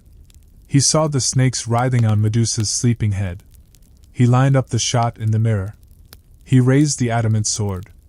And swish. He took her head off in one clean stroke. He didn't look at it. He grabbed the head by the snakes, taking care not to let the face point at him, and shoved it into the magic bag. From the severed neck of Medusa, two beings sprang out. Pegasus, the winged horse, and Chrysaor, a guy with a golden sword. Apparently, Medusa had been pregnant by Poseidon, from a previous encounter, and cutting off her head was the only way to deliver the kids. Greek biology strikes again. Perseus didn't stick around to ask questions. The other two Gorgon sisters woke up and shrieked. They chased him, but Perseus put on the cap of invisibility and flew away on his winged sandals. Quest complete. But the journey home is always where the side quests happen. On his way back, flying over Ethiopia, or Joppa, geography varies, Perseus looked down and saw something strange. A naked woman was chained to a rock by the sea. This was Andromeda. Her mother, Queen Cassiopeia, had made the classic mistake of bragging. She said she was more beautiful than the Nereids, sea nymphs. The Nereids complained to Poseidon, and Poseidon sent a sea monster, Cetus, to ravage the kingdom. The oracle said the only way to stop the monster was to sacrifice the princess. So there was Andromeda, waiting to be eaten. Perseus swooped down. "Hey," he said. "You look like you're in trouble." "There's a sea monster coming," she said. "Please leave." "If I kill the monster," Perseus asked her parents, who were watching from the cliffs, weeping, "can I marry her?" "Yes. Absolutely," they cried. "Just save her." The water churned. Cetus, the giant sea monster, surfaced. It opened its jaws. Perseus didn't use the Medusa head here. That would be too easy. He used his sword. He flew around the beast like a mosquito, hacking at it, dodging the snapping jaws. Finally, he stabbed it in the heart. The monster sank. Perseus landed, unchained Andromeda, and the wedding planning began immediately. But during the wedding feast, Andromeda's uncle, Phineus, burst in. He had been engaged to Andromeda previously, though he hadn't done anything to save her. He brought an army with him, demanding his bride back. A massive fight broke out in the banquet hall. Perseus was outnumbered. He realized he didn't have time for this. "Anyone who is my friend," he shouted, "close your eyes." Andromeda and her parents covered their eyes. Perseus pulled the head of Medusa out of the bag and held it up. Phineus and his entire army turned to stone instantly. One moment, shouting warriors, the next, a very crowded sculpture garden. Perseus packed up his new wife and finally headed back to Seriphos. When he got there, he found things were bad. His mother Danae and the fisherman Dictys were hiding in a temple. Polydectes had become violent, and was trying to force Danae out. Perseus marched into the palace. Polydectes was having dinner with his friends. "I'm back," Perseus announced. "Did you get the gift?" Polydectes laughed. "I bet you brought me a rock." "Actually," Perseus said. "Yes." He pulled out the head again. "Look." Polydectes and his courtiers looked, and they turned into stone. They remained there, frozen in their chairs forever. Perseus made Dictys the new king of the island. He gave the winged sandals, the helmet, and the bag back to Hermes. He gave the head of Medusa to Athena, who attached it to the front of her shield, the Aegis. That's why Athena always has a scary face on her armor. Then, Perseus decided to go home to Argos to make peace with his grandfather, Achilles. Achilles heard Perseus was coming and fled. He was still terrified of the prophecy. He ran to a neighboring city, Larissa. Perseus, not knowing Achilles was there, stopped in Larissa to compete in some athletic games. He entered the discus throw. He stepped up, wound up his arm, and threw the heavy bronze disc. But a freak gust of wind caught it, or perhaps just bad aim. The discus flew into the crowd. It hit an old man in the stands, struck him right in the foot, or head, depending on the version, and killed him instantly. That old man? Achilles. The prophecy was fulfilled. Perseus had killed his grandfather. It was an accident, but the fates don't care about intent. Perseus was heartbroken. He couldn't bear to rule Argos after killing the king, so he traded kingdoms with a cousin and went on to found the city of Mycenae. He and Andromeda lived happily ever after, had lots of kids, and eventually became constellations in the sky. A rare happy ending. Mostly. But Perseus was just the opener. The warm-up act. Now we need to talk about the guy who had it much, much harder. The guy who was basically the mascot of Greek mythology. Heracles. Or Hercules if you prefer the Roman version, which most people do because Disney used it. We'll stick with Heracles because we're being purists tonight. Heracles was the ultimate tough guy. But his life was a tragedy from day one. It started with Zeus, again. Zeus fell in love with a mortal woman named Alcmene. He tricked her by disguising himself as her husband, Amphitryon, who was away at war. He even made the night last 3 times longer than normal just so he could spend more time with her. When the real Amphitryon came home the next day, things were confusing, but eventually, Alcmene ended up pregnant with twins. One son, Iphicles, was Amphitryon's. The other son, Heracles, was Zeus's. Hera found out. And this time, she was beyond furious. She hated Heracles before he was even born. Her name is literally in his name. Heracles means glory of Hera, which was an attempt by the parents to appease her. It didn't work. Hera tried to prevent his birth by having the goddess of childbirth sit cross-legged with her fingers crossed, magically blocking the labor. But a clever servant girl tricked the goddess into jumping up, breaking the spell, and Heracles was born. Hera then sent 2 giant snakes into the nursery to kill the babies. Iphicles, the mortal twin, screamed and cried. But baby Heracles? He just giggled. He grabbed 1 snake in each chubby fist and strangled them. When the parents rushed in, they found Heracles playing with the limp snakes like rattles.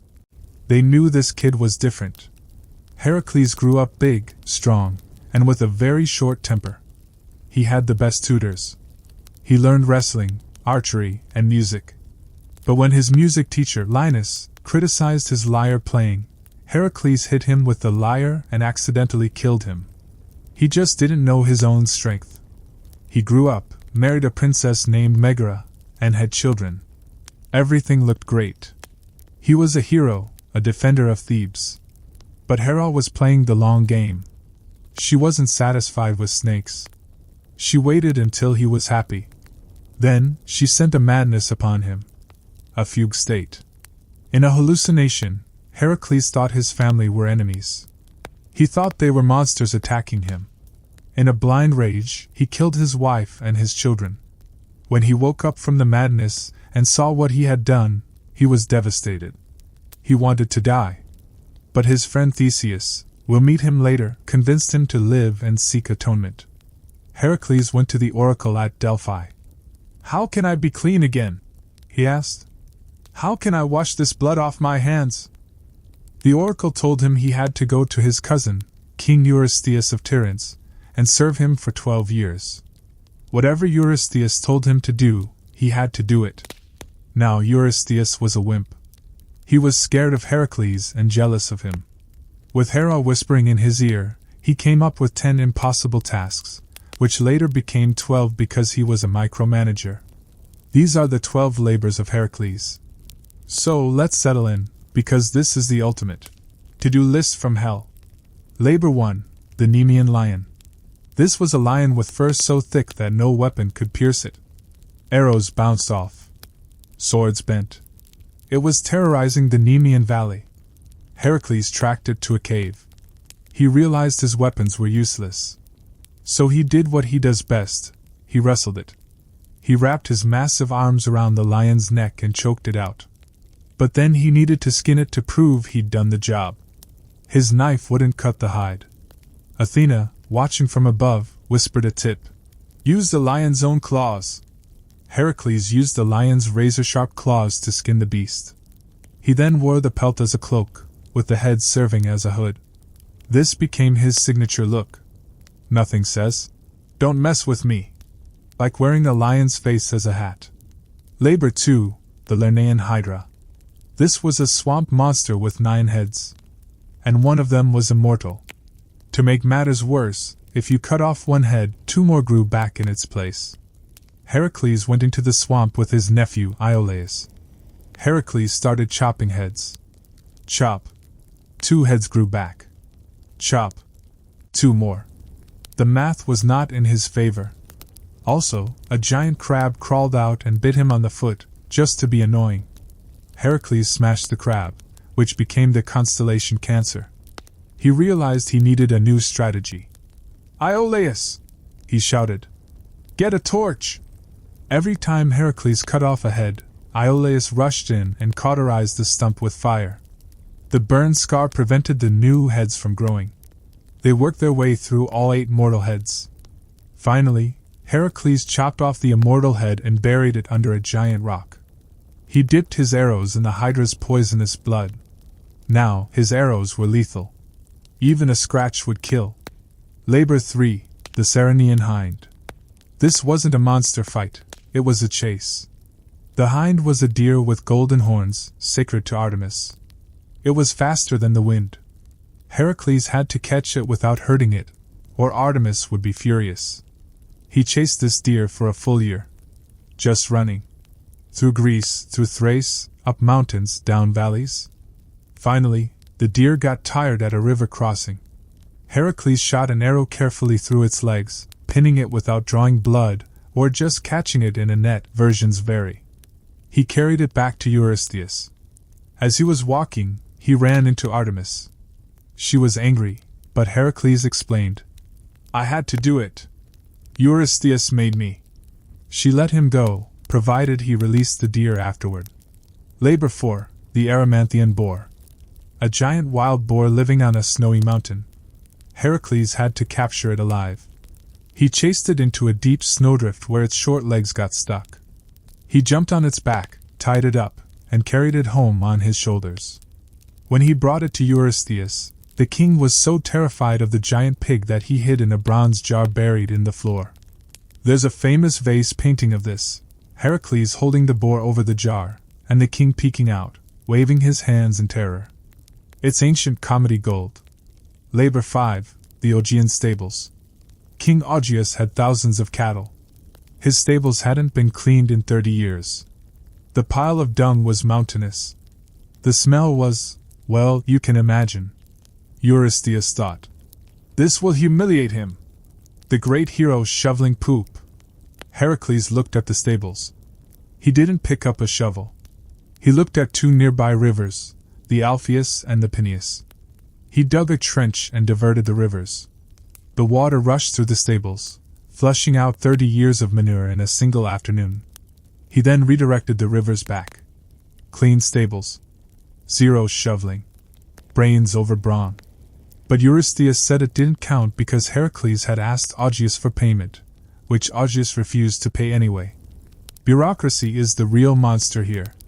Labor 6, the Stymphalian birds.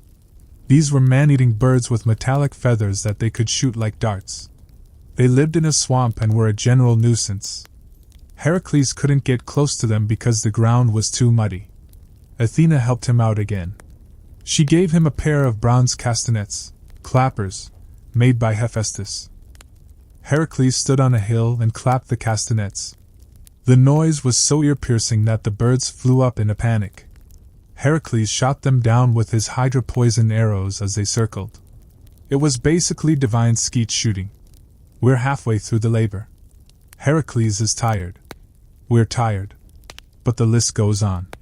There are bulls to wrestle, horses to steal, and a very long walk to the edge of the world. So, take a deep breath. Imagine the sound of a rushing river cleaning a stable. A nice, cleansing white noise. Let's float to the next labor, which involves a bull that refused to stay in Crete. The entire story of Greek mythology. So, we are halfway through the labors of Heracles. 6 down, 6 to go. Or at least, Heracles thought there were only 4 left, but his cousin Eurystheus is about to pull a fast one with the administrative paperwork. But let's not get ahead of ourselves. Labor number 7. The Cretan bull. This particular bull was causing havoc on the island of Crete. It belonged to King Minos, the guy with the labyrinth, and it was wild. It was actually the father of the Minotaur, which is a whole other biological mess we'll get to later with Theseus. Heracles sailed to Crete. He asked Minos if he could take the bull away. Minos, who was tired of the bull tearing up his vineyards and scaring the locals, said, "Please be my guest. Get it out of here." Heracles found the bull. It was massive, breathing fire, stomping around. Heracles didn't use a lasso. He just waited for it to charge, stepped to the side, and grabbed it by the horns. He wrestled it to the ground until the bull realized it was outmatched. Heracles then rode the bull across the sea back to the mainland, like a cowboy on a jet ski made of beef. He presented it to Eurystheus, who hid in his jar again. Then, Heracles let the bull go. It wandered off to Marathon to annoy people there later. It seems counterproductive to catch a monster just to release it in a different zip code, but that's hero logic for you. Labor 8. The Mares of Diomedes. This one is dark. Diomedes was a king in Thrace who had 4 horses. But these weren't oat sand hay kind of horses. These were flesh-eating horses. Diomedes fed them unsuspecting guests who came to his palace. Heracles arrived with a few volunteers. They overpowered the grooms and stole the horses. Diomedes chased them with his army. Heracles, realizing he needed to fight the army, left the horses in the care of his young friend, Abderus. While Heracles was busy beating up the army, the horses, well, they ate Abderus. Heracles returned, saw what had happened, and was heartbroken. In his rage, he fed King Diomedes to his own horses. Once the horses had eaten their master, they suddenly became calm and tame. Apparently, they just needed a heavy meal to settle down. Heracles walked them back to Eurystheus, who dedicated them to Hera. They were eventually released into the wild and eaten by wolves on Mount Olympus. Circle of life, I suppose. Labor 9. The girdle of Hippolyta. Eurystheus' daughter, Admete, wanted a fancy belt. Specifically, she wanted the belt of Hippolyta, the queen of the Amazons. The Amazons were a tribe of warrior women living near the Black Sea. Heracles got a crew together and sailed east. When he arrived, things were actually going surprisingly well. Hippolyta was impressed by Heracles' muscles and reputation. She came aboard his ship for a drink and essentially said, "Sure, you can have the belt. It's just an accessory. I have plenty." It was going to be the easiest labor yet. A diplomatic victory. But Hera was watching. She couldn't stand it. She disguised herself as an Amazon warrior and ran through the camp shouting, "Foreigners are kidnapping the queen! Attack the ship!" The Amazons, believing their queen was in danger, charged on horseback. Heracles, seeing the armed women attacking, thought Hippolyta had betrayed him. In the confusion and panic, he drew his sword, killed Hippolyta, grabbed the belt, and sailed away. It was a tragedy born of a misunderstanding. Heracles spent the rest of the voyage in a bad mood, fighting sea monsters and generally being grumpy about how nothing ever went according to plan. Labor 10. The cattle of Geryon. Geryon was a giant who lived on an island in the far, far west. He had 3 bodies joined at the waist. So 3 torsos, 6 arms, 3 heads, but 1 pair of legs. Buying pants must have been a nightmare. He had a herd of beautiful red cattle, guarded by a 2-headed dog named Orthrus, Cerberus's brother. Heracles had to travel to the edge of the world to get there. It was hot. The sun was beating down on him. Heracles got so annoyed with the heat that he actually drew his bow and aimed an arrow at the sun. Helios, the sun god, was so amused by this mortal's audacity that he came down and said, "You know what? I like your attitude. Here, borrow my cup." He lent Heracles a giant golden cup that the sun used to float back to the east at night. Heracles used the cup as a boat to sail to the island. Once there, he bashed the two-headed dog with his club. He seems to have a thing against dogs, killed the herdsman, and then fought Geryon. Shooting arrows through 3 bodies is tricky, but Heracles managed it. He loaded the cattle into the golden cup and sailed back. The journey home was long. A giant named Cacus stole some cows. Heracles killed him. A gadfly sent by Hera scattered the cows. Heracles had to round them up. Finally, he got them to Eurystheus, who sacrificed them to Hera. 10 labors done. Heracles packed his bags, ready to retire. But Eurystheus checked his clipboard. "Actually," he said, adjusting his glasses, "I'm not counting the Hydra because your nephew helped you with the fire. And I'm not counting the stables because you tried to charge a fee. You still owe me 2. Heracles probably wanted to punch the king through a wall, but the oracle had been clear. 12 labors. Labor 11, the apples of the Hesperides. These were golden apples that granted immortality. They grew in Hera's private garden, guarded by a 100-headed dragon named Ladon and the nymphs of the west, the Hesperides. The problem was, Heracles didn't know where the garden was.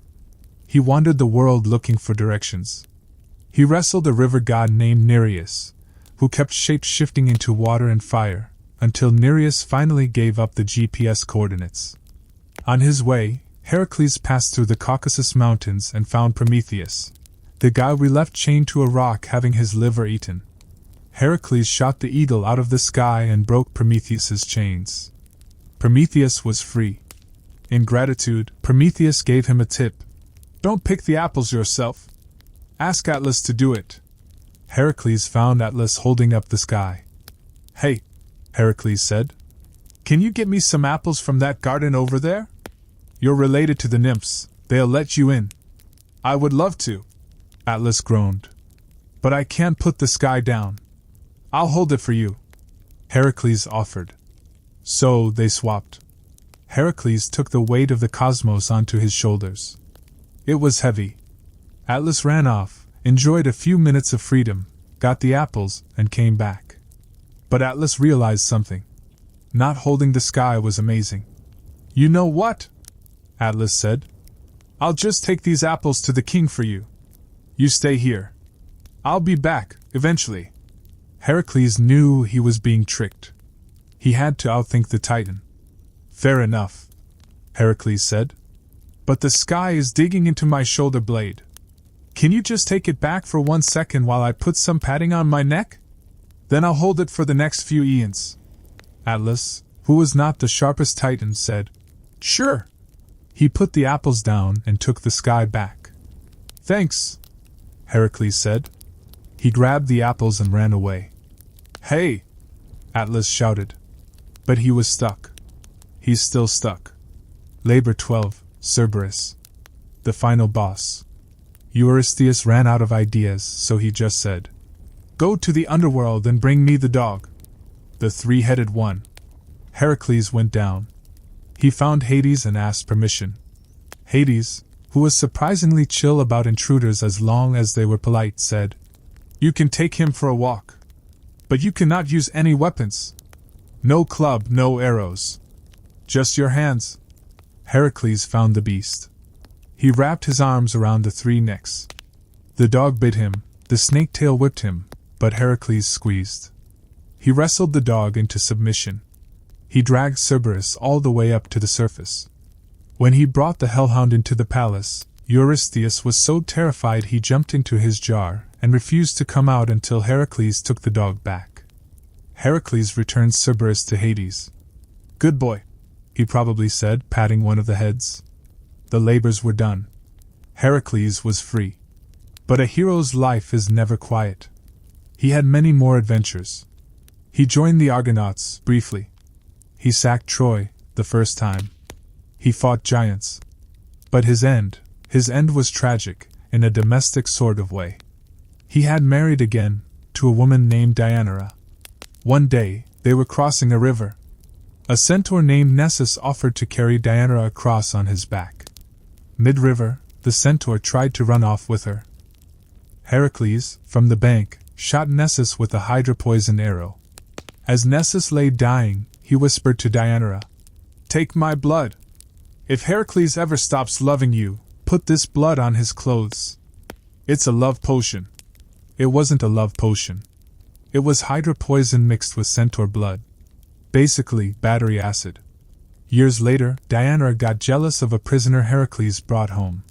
She smeared the blood on a shirt and sent it to him. Heracles put the shirt on. The heat of his body activated the poison. It began to burn his flesh. He tried to rip the shirt off, but it stuck to his skin. He was in agony. He knew he was dying. He built his own funeral pyre on Mount Ita. He climbed on top and asked his friend Philoctetes to light it. As the flames rose, the mortal part of Heracles burned away. But the divine part, the part from Zeus, could not die. He ascended to Olympus. Hera finally made peace with him, mostly. He married Hebe, the goddess of youth, and lived happily ever after as the porter of heaven. The man who worked harder than anyone else finally got a break.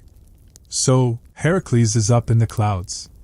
But down on Earth, the next generation of heroes was stepping up. And the biggest crossover event in history was about to happen. Jason and the Argonauts. This is the Avengers of Greek mythology. Everyone was on this boat. Heracles, for a bit, Orpheus, Peleus, Achilles' dad, Telamon, Ajax's dad, Castor and Pollux. The mission?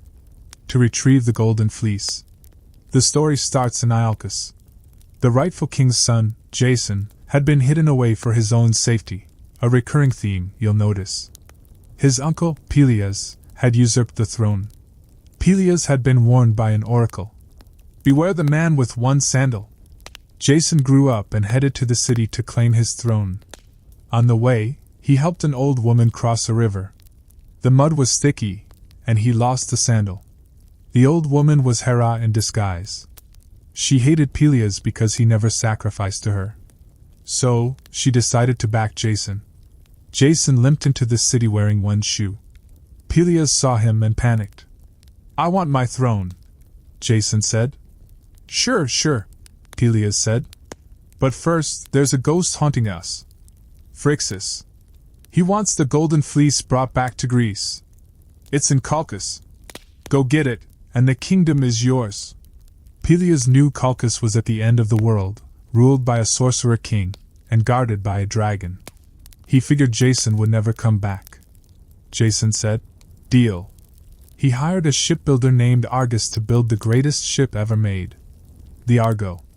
Athena herself helped. She put a piece of sacred oak from Dodona into the prow of the ship. This meant the ship could talk. It would occasionally give advice or complain about the weather. Jason sent out a call for heroes. And they all showed up. 50 of the greatest names in Greece. They set sail. The voyage was long and full of weird stops. First, they stopped at Lemnos. This was an island populated entirely by women. They had killed all their husbands a few years prior because they were angry about, well, Aphrodite had cursed the women with a bad smell, so the husbands cheated, and things escalated. The Argonauts landed. The women were lonely. This stopover lasted 2 years. Heracles finally had to bang on the doors and shout, "Guys! We have a fleece to find! Put your pants on!" They got back on the boat. Next, they stopped in Zeus. Heracles' squire, Hylas, went to get water. He was a very handsome young man. The water nymph saw him, fell in love, and pulled him into the pool. He vanished. Heracles went looking for him. He wouldn't leave. The winds were favorable, and the rest of the Argonauts had to make a tough choice. They left Heracles behind. He was too heavy for the boat anyway. Moving on. They reached the land of King Phineus. This was the blind prophet plagued by harpies, bird women who stole his food and pooped on the table every time he tried to eat. Zeus and Calais, the sons of the north wind, who could fly, chased the harpies away. In return, Phineus told Jason how to get through the Symplegades. The Symplegades were the clashing rocks. Two massive cliffs that smashed together whenever anything tried to pass between them. Phineus said, "Release a dove. If the dove makes it through, row as hard as you can." They got to the rocks. They released the dove. It flew. The rocks crashed together, clipping just the very end of the dove's tail feathers. As the rocks slowly pulled apart to reset, the Argos surged forward. Orpheus played a fast tempo on his lyre. "Row! Row!" The rocks started to close. The ship scraped through. The rocks smashed together just as they cleared it, clipping the decorative ornament on the stern. They were through. They had entered the Black Sea. Finally, they arrived at Colchis. King Aedes of Colchis was not happy to see them. He had the fleece nailed to a tree in a sacred grove, and he wanted to keep it. "You can have the fleece," Aedes said, "if you can do a few little chores. Yoke 2 fire-breathing bronze bulls. Plow a field with them. Sow dragon's teeth into the soil. Fight the army of skeleton warriors that spring up from the teeth." Jason looked at the bulls. He looked at his sword. He thought, "I'm dead." But Hera was working behind the scenes. She asked Aphrodite to send Eros, Cupid, to shoot King Aedes' daughter with a love arrow. The daughter was Medea. And Medea wasn't just a princess, she was a powerful witch. A priestess of Hecate. She saw Jason and fell madly in love. She went to him secretly at night. "I'll help you," she said. "But you have to take me with you and marry me." Jason, realizing this was his only way out, promised. Medea gave him a special ointment to smear on his body. It made him fireproof and invincible for one day. The next morning, Jason marched out to the field. The bronze bulls charged, spewing fire. Jason didn't even singe. He wrestled the bulls into the yoke, pulling a Heracles move, and plowed the field. He sowed the dragon's teeth. Immediately, armored skeletons clawed their way out of the dirt. Medea had told him the trick. Jason picked up a rock and threw it into the middle of the skeleton army. The skeletons, not being very smart, thought one of their own had thrown it. They started fighting each other. Within minutes, the entire army had destroyed itself. Jason just stood there and watched. King Aedes was furious.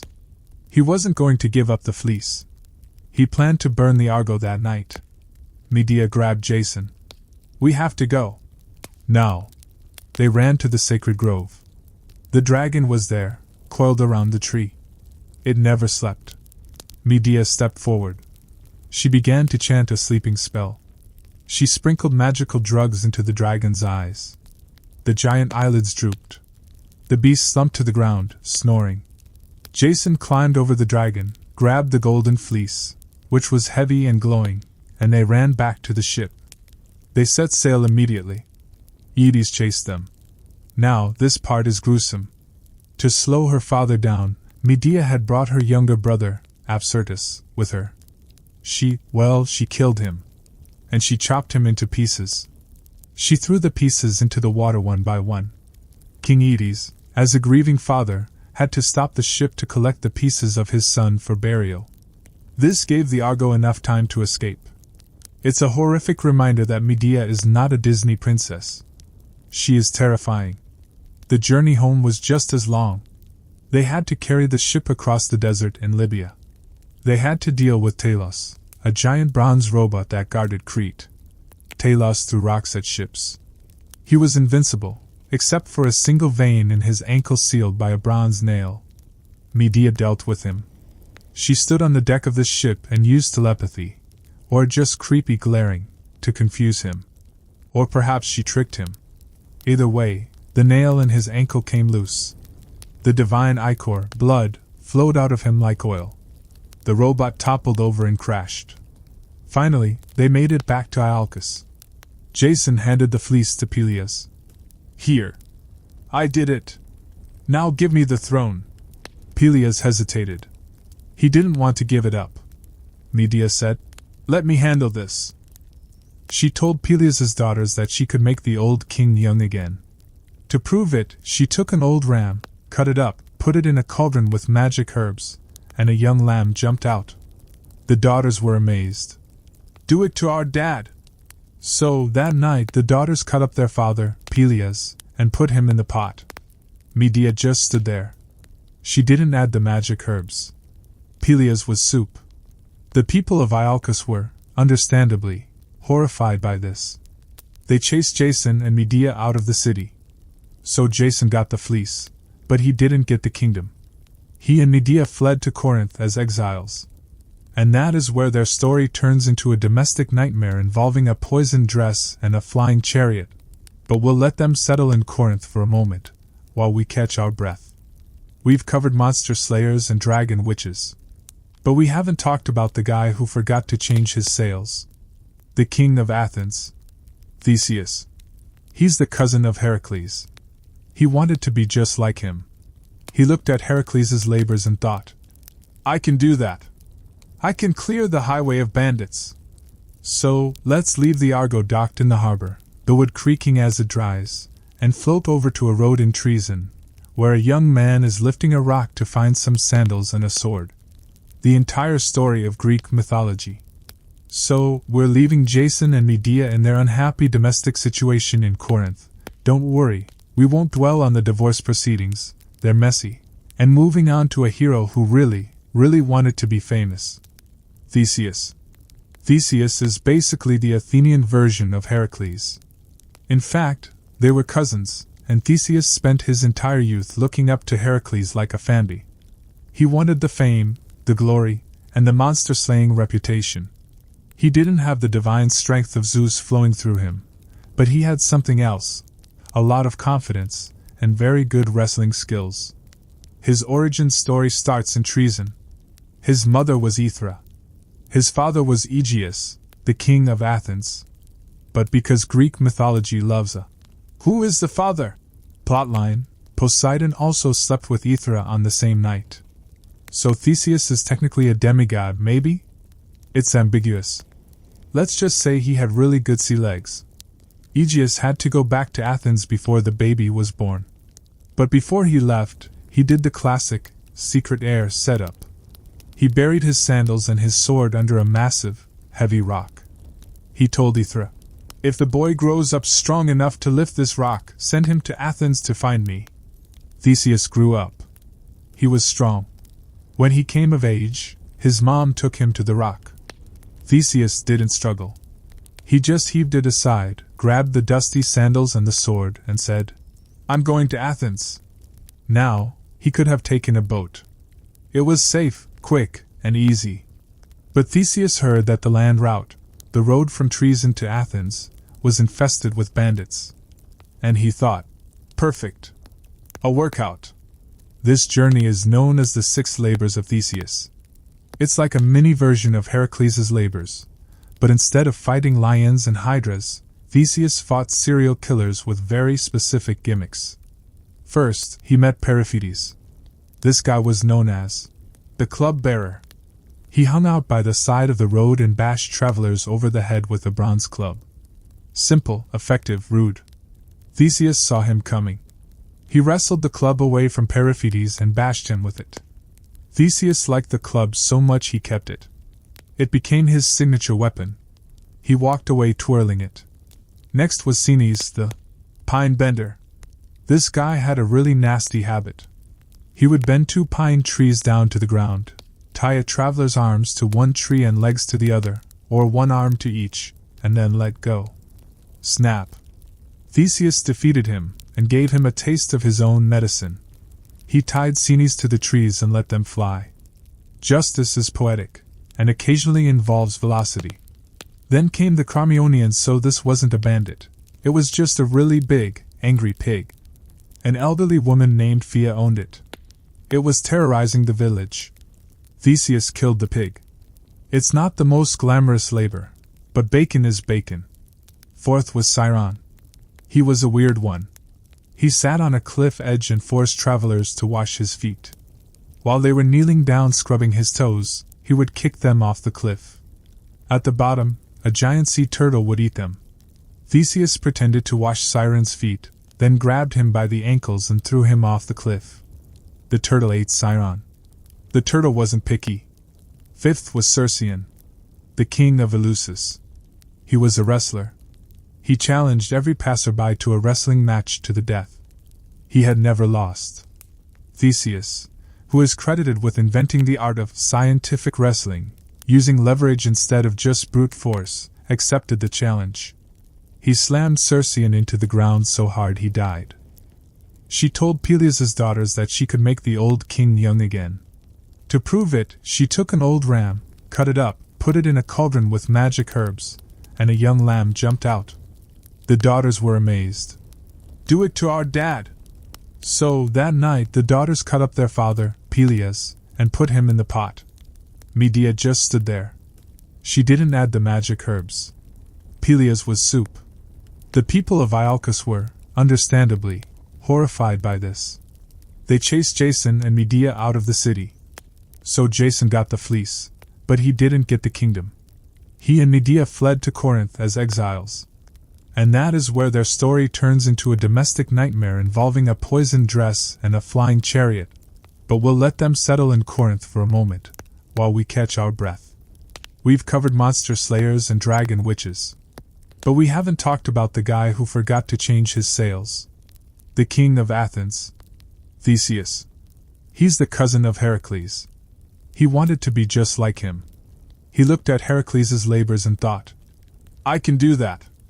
I can clear the highway of bandits.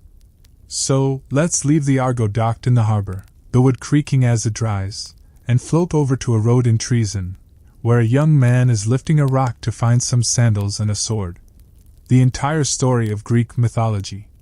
So, we're leaving Jason and Medea in their unhappy domestic situation in Corinth. Don't worry, we won't dwell on the divorce proceedings, they're messy. And moving on to a hero who really wanted to be famous. Theseus. Theseus is basically the Athenian version of Heracles. In fact, they were cousins, and Theseus spent his entire youth looking up to Heracles like a fanboy. He wanted the fame, the glory, and the monster-slaying reputation. He didn't have the divine strength of Zeus flowing through him, but he had something else, a lot of confidence, and very good wrestling skills. His origin story starts in Treason. His mother was Athena. His father was Aegeus, the king of Athens. But because Greek mythology loves a "who is the father?" plotline, Poseidon also slept with Athena on the same night. So Theseus is technically a demigod, maybe? It's ambiguous. Let's just say he had really good sea legs. Aegeus had to go back to Athens before the baby was born. But before he left, he did the classic, secret heir setup. He buried his sandals and his sword under a massive, heavy rock. He told Athena, "If the boy grows up strong enough to lift this rock, send him to Athens to find me." Theseus grew up. He was strong. When he came of age, his mom took him to the rock. Theseus didn't struggle. He just heaved it aside, grabbed the dusty sandals and the sword, and said, "I'm going to Athens." Now, he could have taken a boat. It was safe, quick, and easy. But Theseus heard that the land route, the road from Treason to Athens, was infested with bandits. And he thought, perfect. A workout. This journey is known as the 6 labors of Theseus. It's like a mini version of Heracles' labors, but instead of fighting lions and hydras, Theseus fought serial killers with very specific gimmicks. First, he met Perseus. This guy was known as the club bearer. He hung out by the side of the road and bashed travelers over the head with a bronze club. Simple, effective, rude. Theseus saw him coming. He wrestled the club away from Perseus and bashed him with it. Theseus liked the club so much he kept it. It became his signature weapon. He walked away twirling it. Next was Cenes, the pine bender. This guy had a really nasty habit. He would bend 2 pine trees down to the ground, tie a traveler's arms to one tree and legs to the other, or one arm to each, and then let go. Snap. Theseus defeated him, and gave him a taste of his own medicine. He tied Cenes to the trees and let them fly. Justice is poetic, and occasionally involves velocity. Then came the Charmionians, so this wasn't a bandit. It was just a really big, angry pig.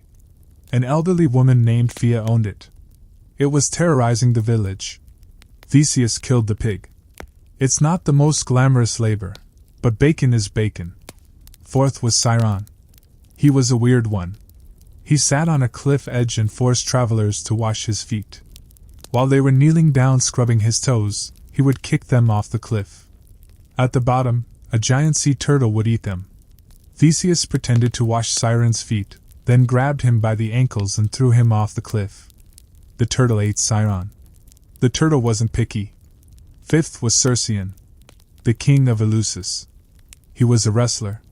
He challenged every passerby to a wrestling match to the death. He had never lost. Theseus, who is credited with inventing the art of scientific wrestling, using leverage instead of just brute force, accepted the challenge. He slammed Cercyon into the ground so hard he died. She went to Daedalus, the architect. "How does he get out of the maze?" she asked. Daedalus gave her a ball of thread. Simple. Low-tech. Effective. Ariadne went to Theseus's cell that night. "I'll help you," she said. "But you have to take me with you and marry me." Noticing a pattern yet? Theseus agreed. "Absolutely. I love you. Let's do this." He took the ball of thread. He tied one end to the door of the labyrinth. He led the other 13 terrified tributes into the dark. They walked for hours. Dead ends, twisting turns, cold stone. Theseus let the string unspool behind him. Finally, they heard the breathing. Heavy, wet snorting. They were in the center. The Minotaur charged. It was a brutal fight. The Minotaur was strong, but Theseus had his wrestling moves. He dodged the horns. He jumped on the monster's back. In some versions, he used a sword Ariadne smuggled in. In others, he used his bare hands or the Minotaur's own broken horn. He snapped the beast's neck. The Minotaur fell. The monster was dead. Theseus gathered the other tributes. "Follow the string!" They wound their way back through the darkness, following the thread all the way to the door. Ariadne was waiting. They ran to the ship, punched a few holes in the Cretan ships so they couldn't follow, and sailed away into the night. Victory. But then, we have the Naxos incident. They stopped at the island of Naxos to rest and get supplies. Ariadne fell asleep on the beach. When she woke up, the ship was gone. Theseus had left her. Why? Some say he was just a jerk who used her and dumped her. Others say the god Dionysus appeared to Theseus in a dream and said, "She's mine! Back off!" Whatever the reason, Theseus sailed away, leaving Ariadne alone on the sand. She cried, she cursed him. But then Dionysus showed up, offered her a glass of wine, and made her his wife. She actually got a much better deal. She became a goddess. Theseus was just a mortal with commitment issues. But Theseus was distracted. Maybe he was feeling guilty about Ariadne. Maybe he was just partying too hard with the other tributes. He forgot to change the sails. The ship approached Athens. King Aegeus was standing on the cliff at Cape Saunion, watching the horizon. He had been there every day for weeks. He saw the ship. He saw the black sails. He thought his son was dead, eaten by the monster. In his grief, Aegeus threw himself off the cliff into the sea. He drowned. And that is why the sea between Greece and Turkey is called the Aegean Sea. Theseus landed at the port, expecting a welcome party. Instead, he found a funeral. He was now the king of Athens.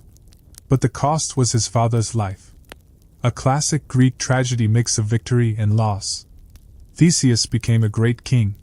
He united the villages of Attica into the city-state of Athens. He invented democracy, sort of.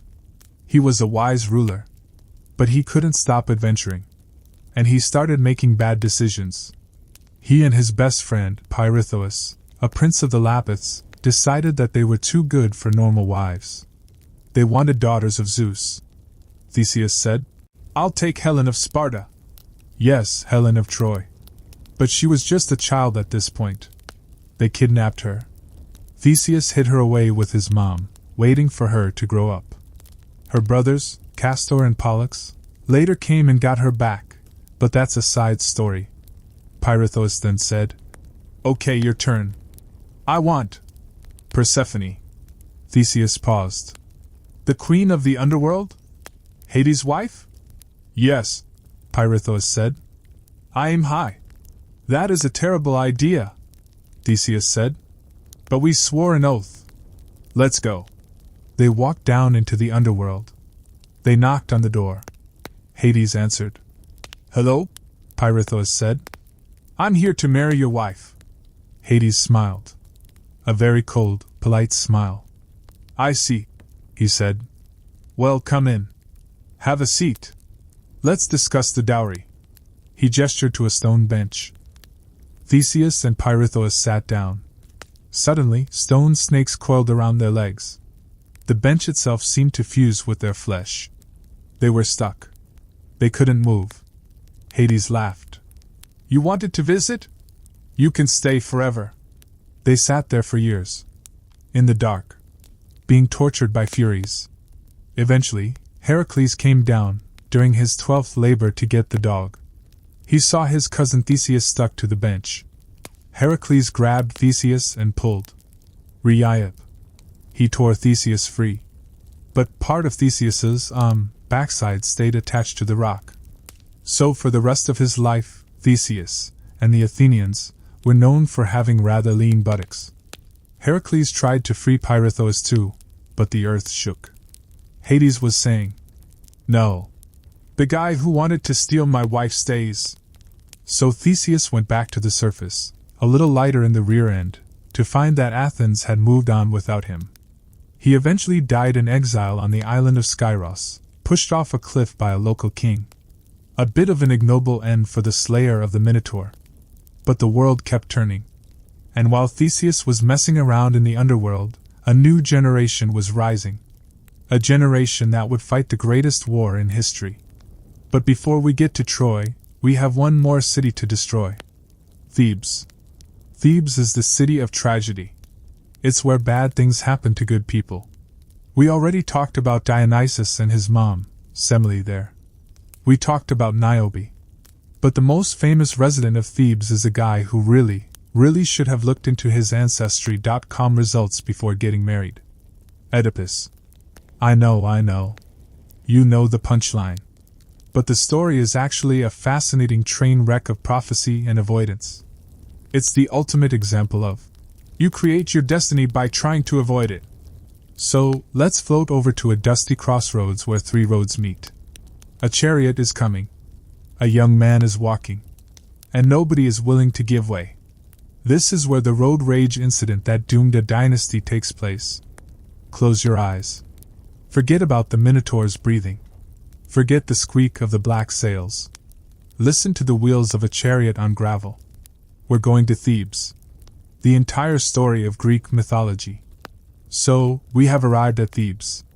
If you are a character in Greek mythology, and someone hands you a map with Thebes circled in red, just throw the map away and move to a nice, quiet farm in the middle of nowhere. Nothing good ever happens in Thebes. The story begins with King Laius. He was a guy with a checkered past. He'd been cursed for violating the laws of hospitality in his youth. But he was currently the king. He married Jocasta. They were happy enough until, like everyone else in this narrative, they decided to visit the oracle at Delphi. They asked about children. The oracle, straightforward for once, said, "You will have a son, and he will kill you and marry his mother." Laius, understandably, went pale. He decided the best solution was simply not to have children. But one night, after a bit too much wine, he forgot his resolution. Jocasta became pregnant. When the baby boy was born, Laius was terrified. He snatched the infant, pierced his ankles with a metal pin to bind his feet together, cruel, even for a myth king, and gave him to a shepherd. He ordered the shepherd to leave the baby on the slopes of Mount Cithaeron to be eaten by wolves. But shepherds in mythology are notoriously soft-hearted. The Theban shepherd couldn't do it. He met another shepherd from the neighboring city of Corinth and gave the baby to him. "Take this kid far away," he said. "Never let him come back." The Corinthian shepherd took the injured baby to his king and queen, Polybus and Merope. They were childless and desperate for heir. They adopted the boy, healed his feet, and named him Oedipus, which literally means swollen foot. Oedipus grew up in Corinth as the prince. He loved his parents. He was smart, strong, and completely oblivious to his origins. But one day, a drunk guy at a banquet shouted, "You're not even the king's real son!" Oedipus was rattled. He asked his parents, but they denied it to spare his feelings. So, he snuck off to Delphi to ask the oracle himself. "Who are my parents?" The oracle ignored the question and instead dropped the bomb. "You will kill your father and marry your mother." Oedipus was horrified. He thought Polybus and Merope were his parents. He loved them. He couldn't risk hurting them. So he decided he could never go back to Corinth. He had to run away to keep them safe. He packed his bags and started walking east toward Thebes.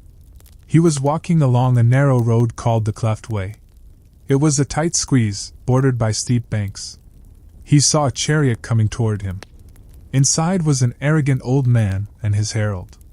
"Get out of the way, peasant!" the herald shouted, shoving Oedipus. The old man in the chariot lashed out with his staff, hitting Oedipus on the head. Now, Oedipus had a temper. He was a prince, not a peasant. He didn't take kindly to being hit. He drew his sword. In a fit of road rage, he killed the herald and the old man. He killed the whole entourage, except for one servant who ran away. Oedipus dusted himself off and kept walking. He didn't know the man he had just killed was King Laius, his biological father. Prophecy Part 1, complete. He arrived at Thebes to find the city in crisis. The king was missing, dead on the road, and a monster was blocking the city gates. The Sphinx. A creature with the head of a woman, the body of a lion, and the wings of a bird. She sat on a rock and asked every traveler a riddle. If you got it wrong, she ate you. Everyone got it wrong. The city was starving because nobody could enter or leave. Oedipus walked up to the Sphinx. She looked at him with bored, predatory eyes and asked, "What walks on 4 legs in the morning, 2 legs at noon, and 3 legs in the evening?" Oedipus didn't hesitate. "Man," he said. "He crawls as a baby, walks upright as an adult, and uses a cane in old age." The Sphinx shrieked. Her riddle was solved. In a fit of diva frustration, she threw herself off the cliff and died. Thebes was saved. The people cheered. They lifted Oedipus onto their shoulders. "You should be our king," they shouted. "And hey, the queen is recently widowed. You should marry her." Oedipus thought, "Why not? I've avoided the prophecy by leaving Corinth. I'm a hero. Life is great." He married Jocasta, his biological mother. Prophecy Part 2, complete. They lived happily for years. They had 4 children, 2 sons, Idiocles and Polynices, and 2 daughters, Antigone and Ismene. It's the most uncomfortable family tree in existence, but at the time, nobody knew. Then, a plague hit Thebes. Crops failed. People died. Oedipus sent his brother-in-law, Creon, to Delphi to ask why. Creon came back with bad news. "The killer of King Laius is in the city. He has never been punished. The plague will not lift until the killer is exiled." Oedipus, being a good king and a bit of a detective, vowed to find the murderer. "I will find this man," he declared, "and I will destroy him." He started interviewing witnesses. He called in Tiresias, the blind prophet. Tiresias tried to warn him. "You don't want to know the truth, king. Stop asking." Oedipus got angry. He accused Tiresias of conspiring with Creon. Finally, Tiresias snapped. "You are the killer! You are the corruption!" Oedipus didn't believe him. But then, a messenger arrived from Corinth. King Polybus was dead of old age. Oedipus was relieved. "See?" he told Jocasta. My father died of natural causes. I didn't kill him. The prophecy was wrong. But the messenger said, Oh, don't worry about that prophecy. Polybus wasn't your father. I got you from a shepherd on Mount Cithaeron. Jocasta turned pale. She realized the truth first. She begged Oedipus to stop the investigation. Do not ask any more questions, she whispered. But Oedipus had to know. He called the old shepherd, the one who had saved him as a baby. The shepherd confirmed it. You were Laius's son. The pieces clicked into place. The ankles. The road rage. The marriage. Oedipus ran into the palace. He found Jocasta dead. She had hanged herself in shame. Oedipus took the gold pins from her dress and plunged them into his own eyes. He couldn't bear to see the world anymore. I was blind when I could see, he cried. Now I see the truth in darkness. He exiled himself. He wandered the world as a blind beggar, guided by his loyal daughter Antigone, until he eventually died in a grove near Athens. It is the ultimate tragedy. You can't outrun fate. You just run in a circle until you bump into it. Back in Thebes, things didn't get better. Oedipus's sons, Eteocles and Polynices, agreed to share the throne. They would swap every year. Eteocles went first. But when his year was up, he liked being king too much. He refused to step down. Polynices got angry, went to Argos, raised an army, and came back to attack his own city. This is the story of the 7 against Thebes. It ended with the 2 brothers fighting each other in single combat at the gates. They killed each other simultaneously. Their uncle Creon took over. He declared that Eteocles was a hero and would get a state funeral. But Polynices was a traitor and would be left to rot on the battlefield. Antigone, their sister, defied the law to bury her brother. Creon had her walled up in a cave. Everyone died. It's a mess. Let's just leave Thebes. It's too depressing. Let's cleanse the palate with a wedding. A fancy, high society wedding with an open bar and divine guests. This is the event that started the Trojan War. The wedding of Peleus and Thetis. Thetis was a sea nymph. Zeus had wanted to sleep with her, standard, but Prometheus had warned him. The son of Thetis will be greater than his father. Zeus, paranoid about being overthrown, immediately lost interest. Okay, he said. We need to marry her off to a mortal. That way, her son will just be a really great human, not a god who can beat me up. He chose Peleus, a king of the Myrmidons. Thetis wasn't thrilled about marrying a mortal, but she had to do it. The wedding was held on Mount Pelion. Everyone was invited. All the gods, all the muses, all the Nereids. It was the party of the century. Except for one person. Eris, the goddess of discord. They didn't invite her because, frankly, she ruins parties. She starts arguments. She spills wine on white carpets. Eris found out she was snubbed. She was furious. She didn't storm the gates. She just tossed a little grenade over the wall. A golden apple. She threw it onto the banquet table. Inscribed on the apple was one word, Callisti. To the fairest. The music stopped. The conversation died. Every goddess looked at the apple. Hera reached for it. Obviously as the queen. Athena reached for it. I think wisdom is true beauty. Aphrodite reached for it. Ladies, please. Stay in your lane. The 3 most powerful goddesses started arguing. It got heated. They turned to Zeus. You decide, Zeus. Who is the fairest? Zeus was not an idiot. He knew that if he picked one, the other 2 would make his life miserable for eternity. I can't judge, he said, sweating. I'm biased. You need an impartial judge. There's a shepherd boy near Troy. His name is Paris. He has an eye for beauty. Go ask him. Paris was actually a prince of Troy, but he was living as a shepherd because, you guessed it, a prophecy said he would burn down the city. His father, King Priam, had sent him away, but he was currently just chilling on a mountain, minding his sheep.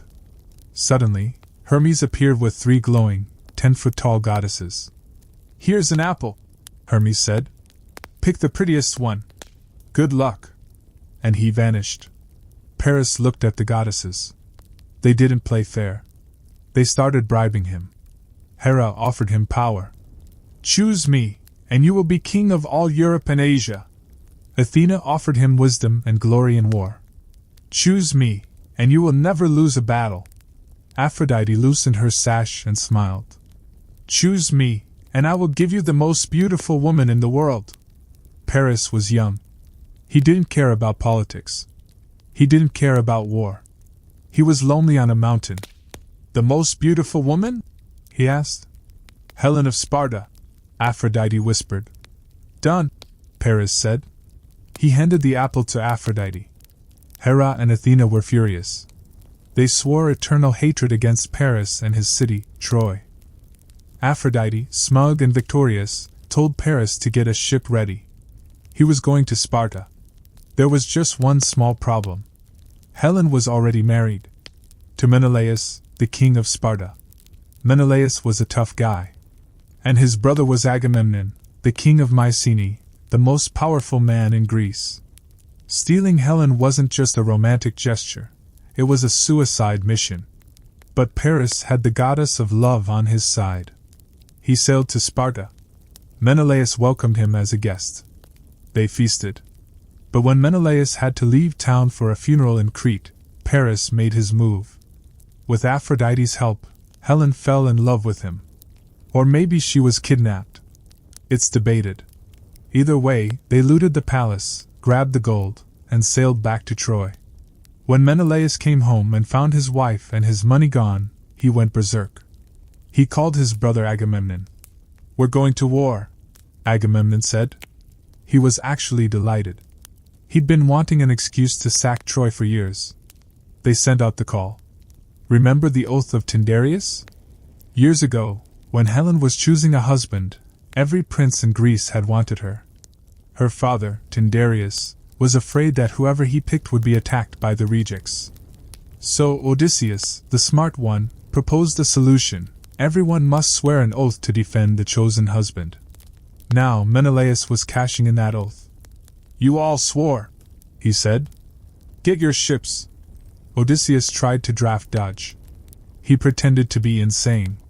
He yoked a donkey and an ox to a plow and started sowing salt in his fields. Polymedes, an official, didn't buy it. He grabbed Odysseus's baby son, Telemachus, and put him in front of the plow. Odysseus swerved to avoid the baby. You're sane, Polymedes said. Get on the boat. Achilles tried to hide too. His mother Thetis knew he would die if he went to Troy. So she dressed him up as a girl and hid him among the daughters of King Lycomedes. Odysseus found him. He posed as a merchant selling jewelry and weapons. The girls looked at the jewelry. Achilles looked at the sword. Odysseus blew a war trumpet, and Achilles instinctively grabbed the weapon. Found you, Odysseus said. Let's go. So the fleet gathered at Aulis. 1,000 ships. The greatest army the world had ever seen. Ajax the Greater, the giant shield wall of a man. Diomedes, the guy who would eventually punch a god. Nestor, the old guy who talked too much. And Agamemnon, the bossy CEO of the operation. But the wind wouldn't blow. Artemis was angry. Agamemnon had shot a sacred deer, again with the deer. She demanded a sacrifice. Agamemnon had to sacrifice his own daughter, Iphigenia. He told her she was coming to Aulis to marry Achilles. When she arrived, there was no wedding. Just a knife. He did it. The wind picked up. The fleet sailed. But his wife, Clytemnestra, back home, she marked that down. She started sharpening an axe. But that's a post-war problem. Right now, the ships are cutting through the water. The sun is glinting off the bronze shields. The walls of Troy are waiting. The war is about to begin.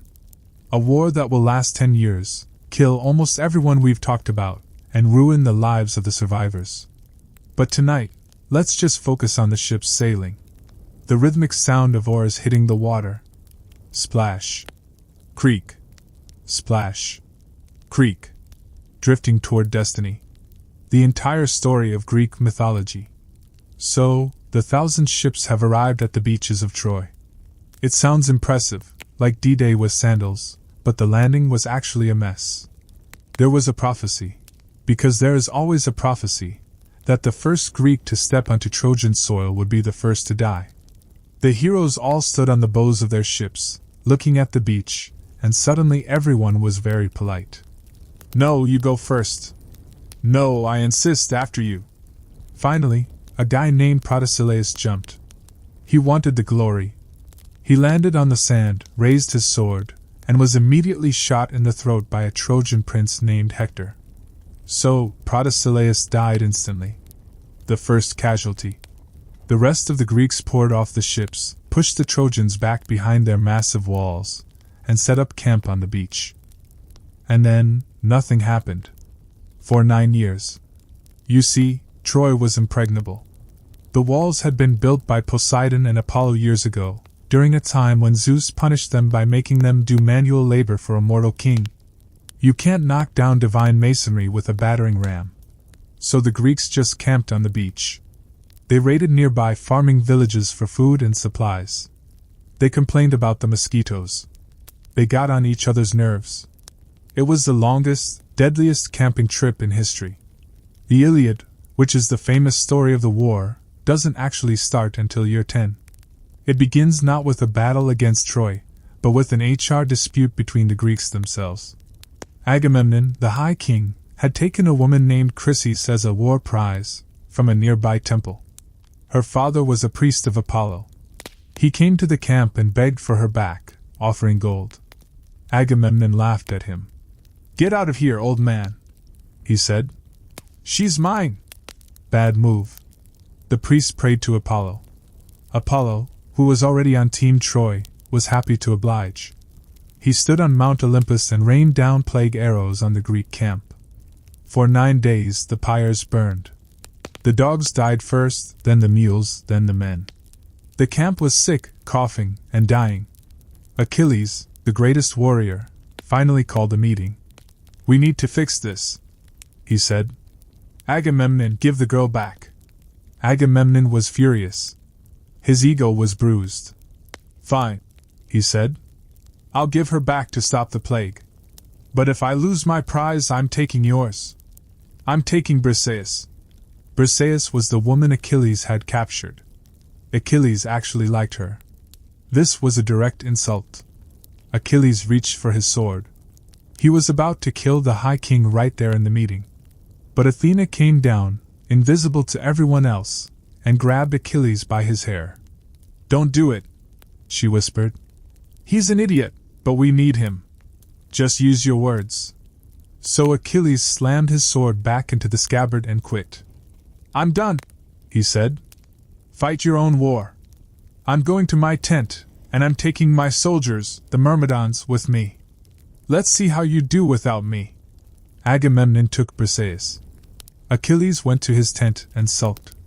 He literally sat by the ocean and cried to his mom, Thetis. Thetis went to Zeus and asked for a favor. "Make the Greeks lose. Let them get beaten so badly that they realize how much they need my son." Zeus agreed. And the tide of war turned. Without Achilles, the Greeks were vulnerable. Hector, the champion of Troy, led his army out of the gates. He was unstoppable. He was a family man, a good guy, fighting for a city that was doomed by his brother's bad dating choices. The battle raged. Diomedes, a Greek hero, had a massive day. He fought like a demon.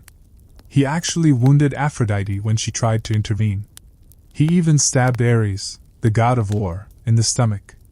Ares screamed and flew back to Olympus to complain, which is very on brand for him. But even with Diomedes' heroics, the Trojans pushed forward. They broke through the Greek wall. They started burning the ships. From his tent, Achilles watched the smoke rising. He played his lyre, refusing to help. "Not my problem," he thought. But his best friend, and probably more than friend, Patroclus couldn't stand it. He saw his countrymen dying. "Achilles," Patroclus said, "if you won't fight, at least let me. Let me wear your armor.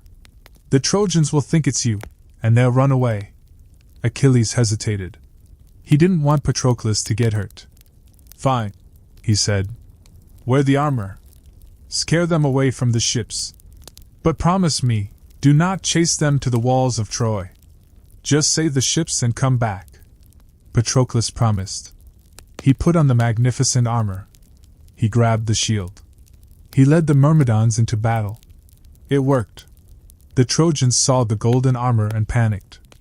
Achilles is back, they screamed. They retreated. Patroclus was swept up in the glory. He forgot his promise. He chased the Trojans across the plain. He killed Sarpedon, a son of Zeus. He drove them all the way to the city gates. He was scaling the wall. But Apollo stepped in. The god walked up behind Patroclus and slapped him on the back. It knocked the helmet off his head. It broke his spear. Patroclus stood there, dazed and defenseless.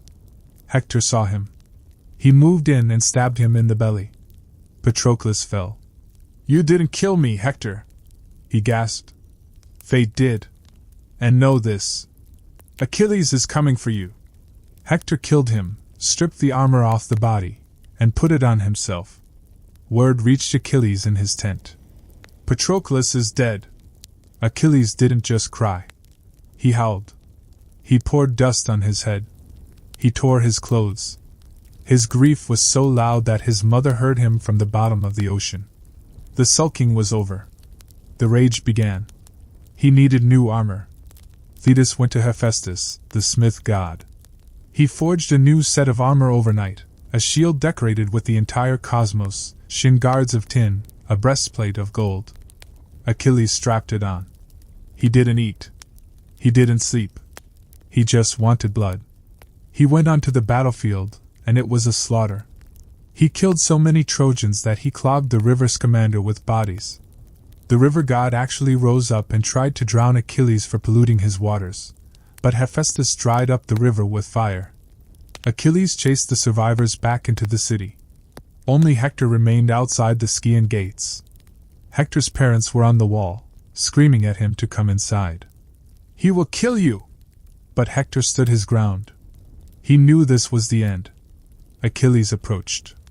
He looked like a burning star. And Hector broke. The bravest man in Troy lost his nerve.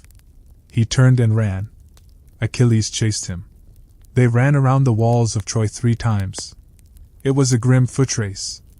Athena finally tricked Hector into stopping by appearing as his brother, Deiphobus. I'll stand with you, brother, the fake Deiphobus said. Hector took heart. He turned to face Achilles. Let's agree, Hector said, panting. Winner returns the loser's body to his family. Achilles stared at him with cold, dead eyes. There are no pacts between lions and men. I will eat you raw. He threw his spear. Hector dodged. But Athena returned the spear to Achilles. Hector threw his spear. It bounced off Achilles' divine shield. He turned to ask his brother for another spear, but Deiphobus was gone. Hector knew he was doomed. He drew his sword and charged. Achilles stabbed him in the neck, the one soft spot in his old armor. Hector fell. My mother, ransom my body! He choked out. Die, Achilles said. And Hector died. But Achilles wasn't satisfied. The rage didn't go away. He tied Hector's feet to the back of his chariot and dragged the body through the dust, round and round the city, while Hector's wife and parents watched from the walls. It was horrifying. Achilles took the body back to camp and left it in the dirt. He refused to bury it. Every day, he dragged it around Patroclus' tomb. But the gods protected the body. Apollo kept it fresh and unblemished, wrapping it in a golden aegis. Finally Zeus said, Enough. He sent Thetis to tell Achilles to accept a ransom. And he sent Iris to King Priam of Troy. Go to the Greek ships, she told the old king. Go alone. Buy back your son. Priam loaded a wagon with gold and treasure. Hermes guided him through the Greek lines unseen. Priam walked into Achilles' tent. The man who had killed 50 of his sons was sitting there, staring at the wall. Priam knelt. He took Achilles' hands. the hands that had murdered his heir, and kissed them. "Think of your own father," Priam whispered. "He is old like me. He waits for you. I have done what no man has done before. I have kissed the hands of the man who killed my children." Achilles looked at the old man. And finally, the anger broke. He wept. He wept for his own father, Peleus, whom he would never see again. He wept for Patroclus. He raised Priam up. They cried together. Two enemies sharing a moment of absolute grief. Achilles ordered Hector's body to be washed and wrapped. He gave it to Priam. He promised a 12-day truce so Troy could hold a proper funeral. "Go," Achilles said.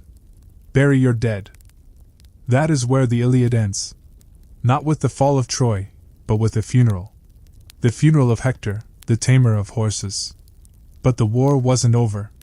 Achilles had a deadline. He knew he was going to die. And soon after, Paris, the coward, the lover, the archer, stood on the wall. Apollo guided his hand. He shot an arrow. It flew across the battlefield. It didn't hit Achilles in the heart or the head. It hit him in the heel. The one spot where Thetis had held him when she dipped him in the river Styx to make him invulnerable. The poison from the arrow, or perhaps just the wound itself, killed him. The greatest warrior fell to a cheap shot. Ajax and Odysseus fought over his body. They brought it back. They burned him and mixed his ashes with Patroclus's, so they would be together forever. But now the Greeks were desperate. Achilles was dead. Ajax killed himself after losing a contest for Achilles' armor. He went mad and slaughtered a flock of sheep, thinking they were Trojan generals, then fell on his sword out of shame. They needed a new plan. They couldn't fight their way in. Odysseus, the trickster, looked at the massive walls. He looked at the horses. And he had an idea. "If we can't break down the door," he thought, "maybe we can get them to open it for us." He started sketching a horse. A very large, wooden horse. "So, let's leave the ashes of Achilles cooling in the urn. The end is near. The night of fire is coming. Take a deep breath. Smell the sawdust and the sea salt. The final trick is about to be played." The entire story of Greek mythology. So, the greatest army in the world was stuck. They had lost their champion, Achilles. Their morale was low. They were looking at the walls of Troy and realizing that after 10 years, they were no closer to getting inside than they were on day one. Odysseus, however, was done with camping. He missed his bed. He missed his wife, Penelope. He missed his dog. He came up with a plan that was so ridiculous it actually worked. "We build a horse," he said. "A giant wooden horse. We leave it on the beach as an offering to Athena. We hide our best guys inside the belly. Then, the rest of the army burns the camp, gets on the ships, and sails just around the corner behind the island of Tenedos. We make it look like we gave up and went home." It was a gamble. If the Trojans just burned the horse, the war was over and Odysseus would be barbecued. But they built it. Hippias, the master carpenter, constructed a hollow horse made of fir planks. Odysseus, Menelaus, Neoptolemus, Achilles' terrifying son, and a bunch of others climbed inside. They sat in the dark, cramping up, trying not to sneeze. The next morning, the Trojans looked out from the walls. The smoke was gone. The ships were gone. The beach was empty, except for a massive wooden horse. They opened the gates. They couldn't believe it. They thought they had won. They walked down to the beach, touching the horse, wondering what to do with it. There was a Greek spy left behind named Sinon. He was a professional liar. He told the Trojans a sob story. "The Greeks tried to sacrifice me to get a wind home, but I escaped. This horse is an offering to Athena. If you bring it into your city, Troy will never fall. If you destroy it, Athena will destroy you." The Trojans debated. A priest named Laocoon wasn't buying it. He shouted, "Do not trust the horse! Whatever it is, I fear the Greeks even when they bring gifts." He threw a spear at the horse's side. Thud. It sounded hollow. But the gods were managing the script. Poseidon sent 2 giant sea serpents slithering out of the water. They grabbed Laocoon and his 2 sons and, well, that was the end of the debate. The Trojans saw this as a sign that Laocoon was wrong. They dragged the horse into the city. They had to tear down part of their own wall just to fit it through the gates. That night Troy partied. They drank, they danced, they slept. The guards were passed out. In the dead of night, Sinon unlocked the trapdoor on the horse's belly. Odysseus and his team dropped down on ropes. They were stiff and quiet. They crept to the gates and opened them. They lit a signal fire. The Greek fleet, waiting just offshore, sailed back in. The army poured into the sleeping city. It wasn't a battle. It was a massacre.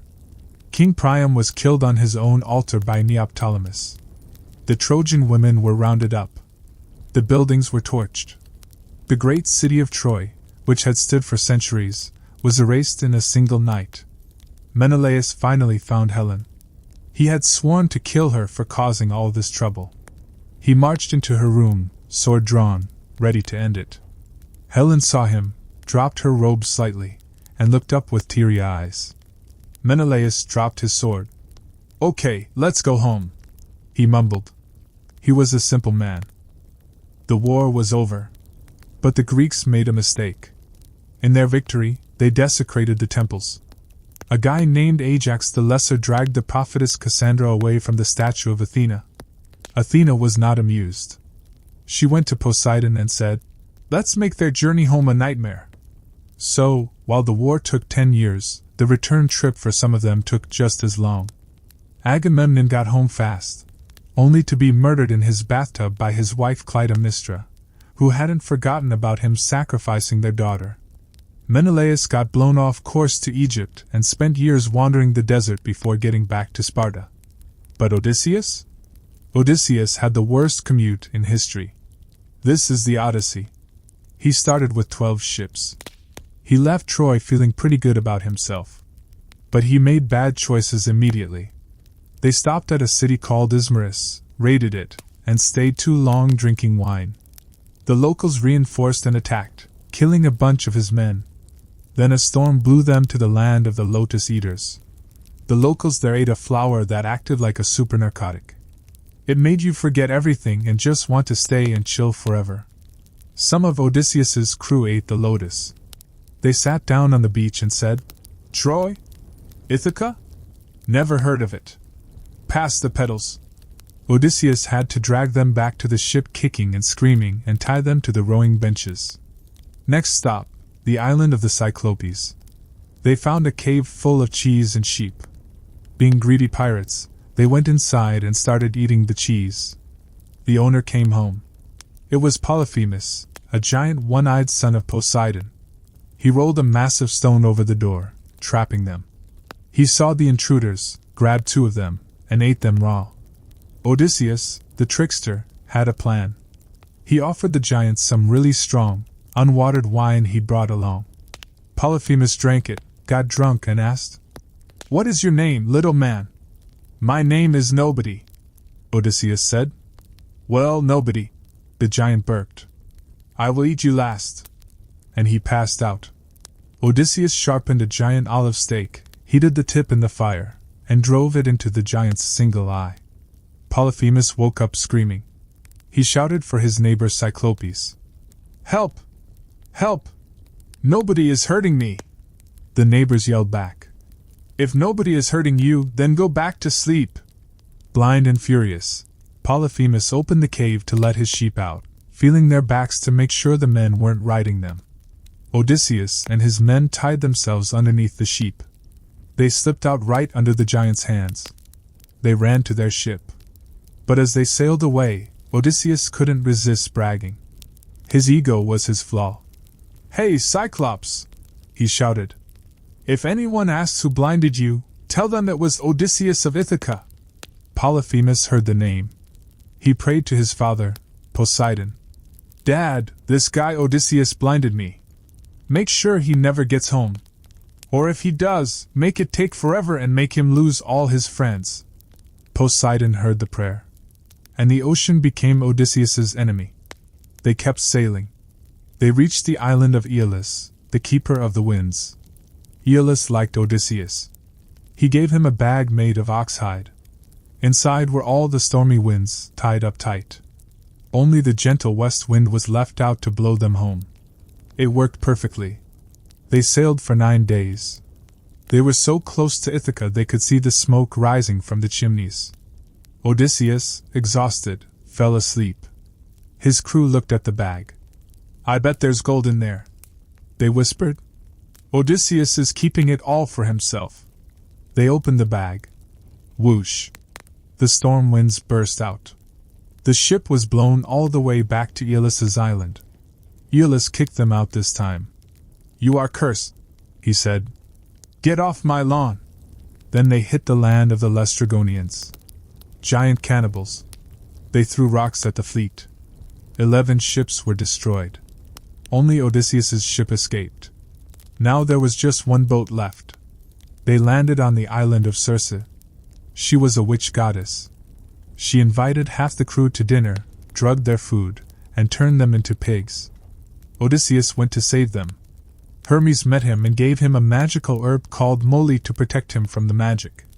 Odysseus marched in, ate the drugged food, and didn't turn into a pig. He pulled his sword on Circe. She was impressed. She turned the men back into humans. They stayed with her for a year, feasting and enjoying life. Eventually, the crew said, "Captain, we really should go home." Circe told him he had to visit the underworld first to ask for directions from the ghost of Tiresias. "Yes, the blind prophet from Thebes, he's everywhere." Odysseus sailed to the edge of the world, dug a pit, sacrificed a black ram, and let the blood fill the pit. The ghosts swarmed up to drink the blood. He saw his mother there. She had died of grief waiting for him. It was a sad reunion. Tiresias showed up, drank the blood, and told him, "Don't eat the sun god's cows. If you eat the cows, everyone dies but you." Simple instructions. They sailed back. They passed the sirens, bird women who sang songs that lured sailors to crash on the rocks. Odysseus wanted to hear the song, so he had his men tie him to the mast and plug their own ears with beeswax. He screamed and struggled to get free, but they just rowed harder. They passed Scylla and Charybdis. Scylla was a 6-headed monster living in a cliff. Charybdis was a giant whirlpool. You had to choose one. Odysseus chose Scylla. He didn't tell the crew. As they sailed past, Scylla swooped down and ate 6 of his best men. It was the price of passage. Finally, they landed on Thrinacia, the island of Helios, the sun god. The island with the sacred cows. "Don't eat the cows," Odysseus said. "Seriously, guys." But the winds died.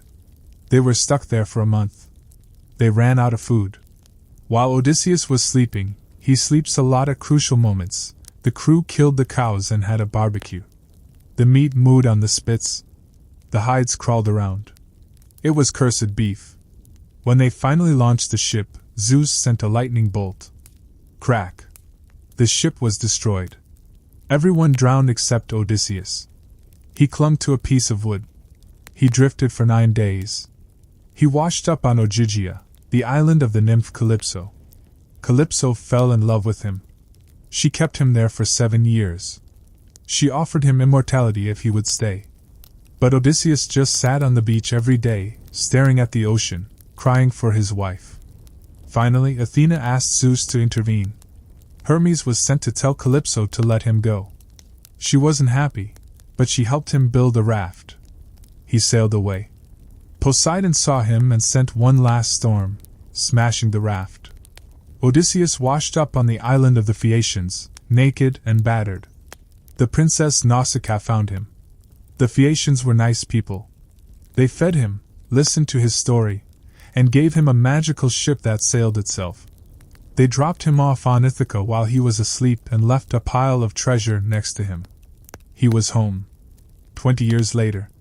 But his house was full of suitors.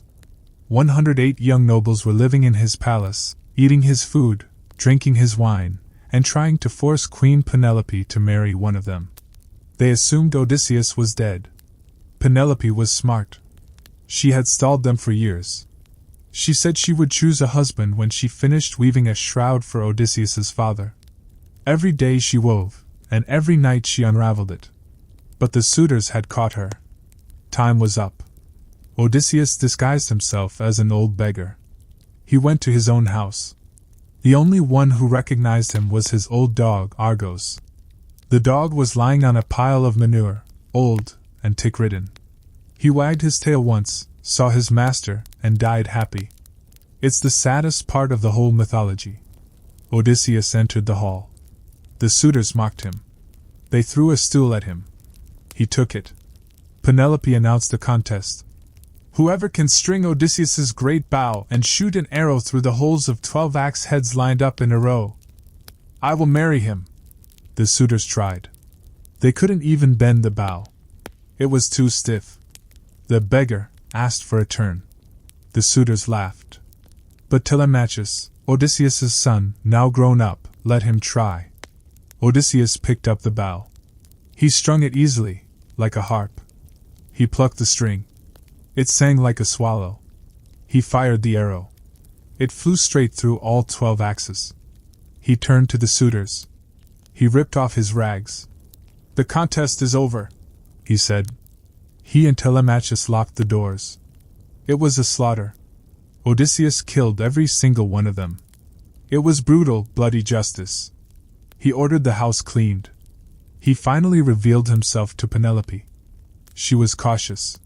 She tested him. Move the bed out of the room for him, she told the servant. I can't, Odysseus said. I built that bed around a living olive tree. The trunk is one of the legs. It can't be moved. Penelope knew only her husband knew that secret. She ran to him. And that, finally, is the happy ending. The king was home. The age of heroes didn't last much longer after that. The gods slowly stopped visiting. The monsters died out. The magic faded. The world became the world we know now, a place of history, not myth. But the stories stuck around. The jealous queens, the lightning bolts, the tragic mistakes, the golden apples, and the wooden horses. So, as you drift off, just imagine the sea calming down. The ships are docked. The shields are hung on the wall. The fire is crackling in the hearth. Even the gods are sleeping now.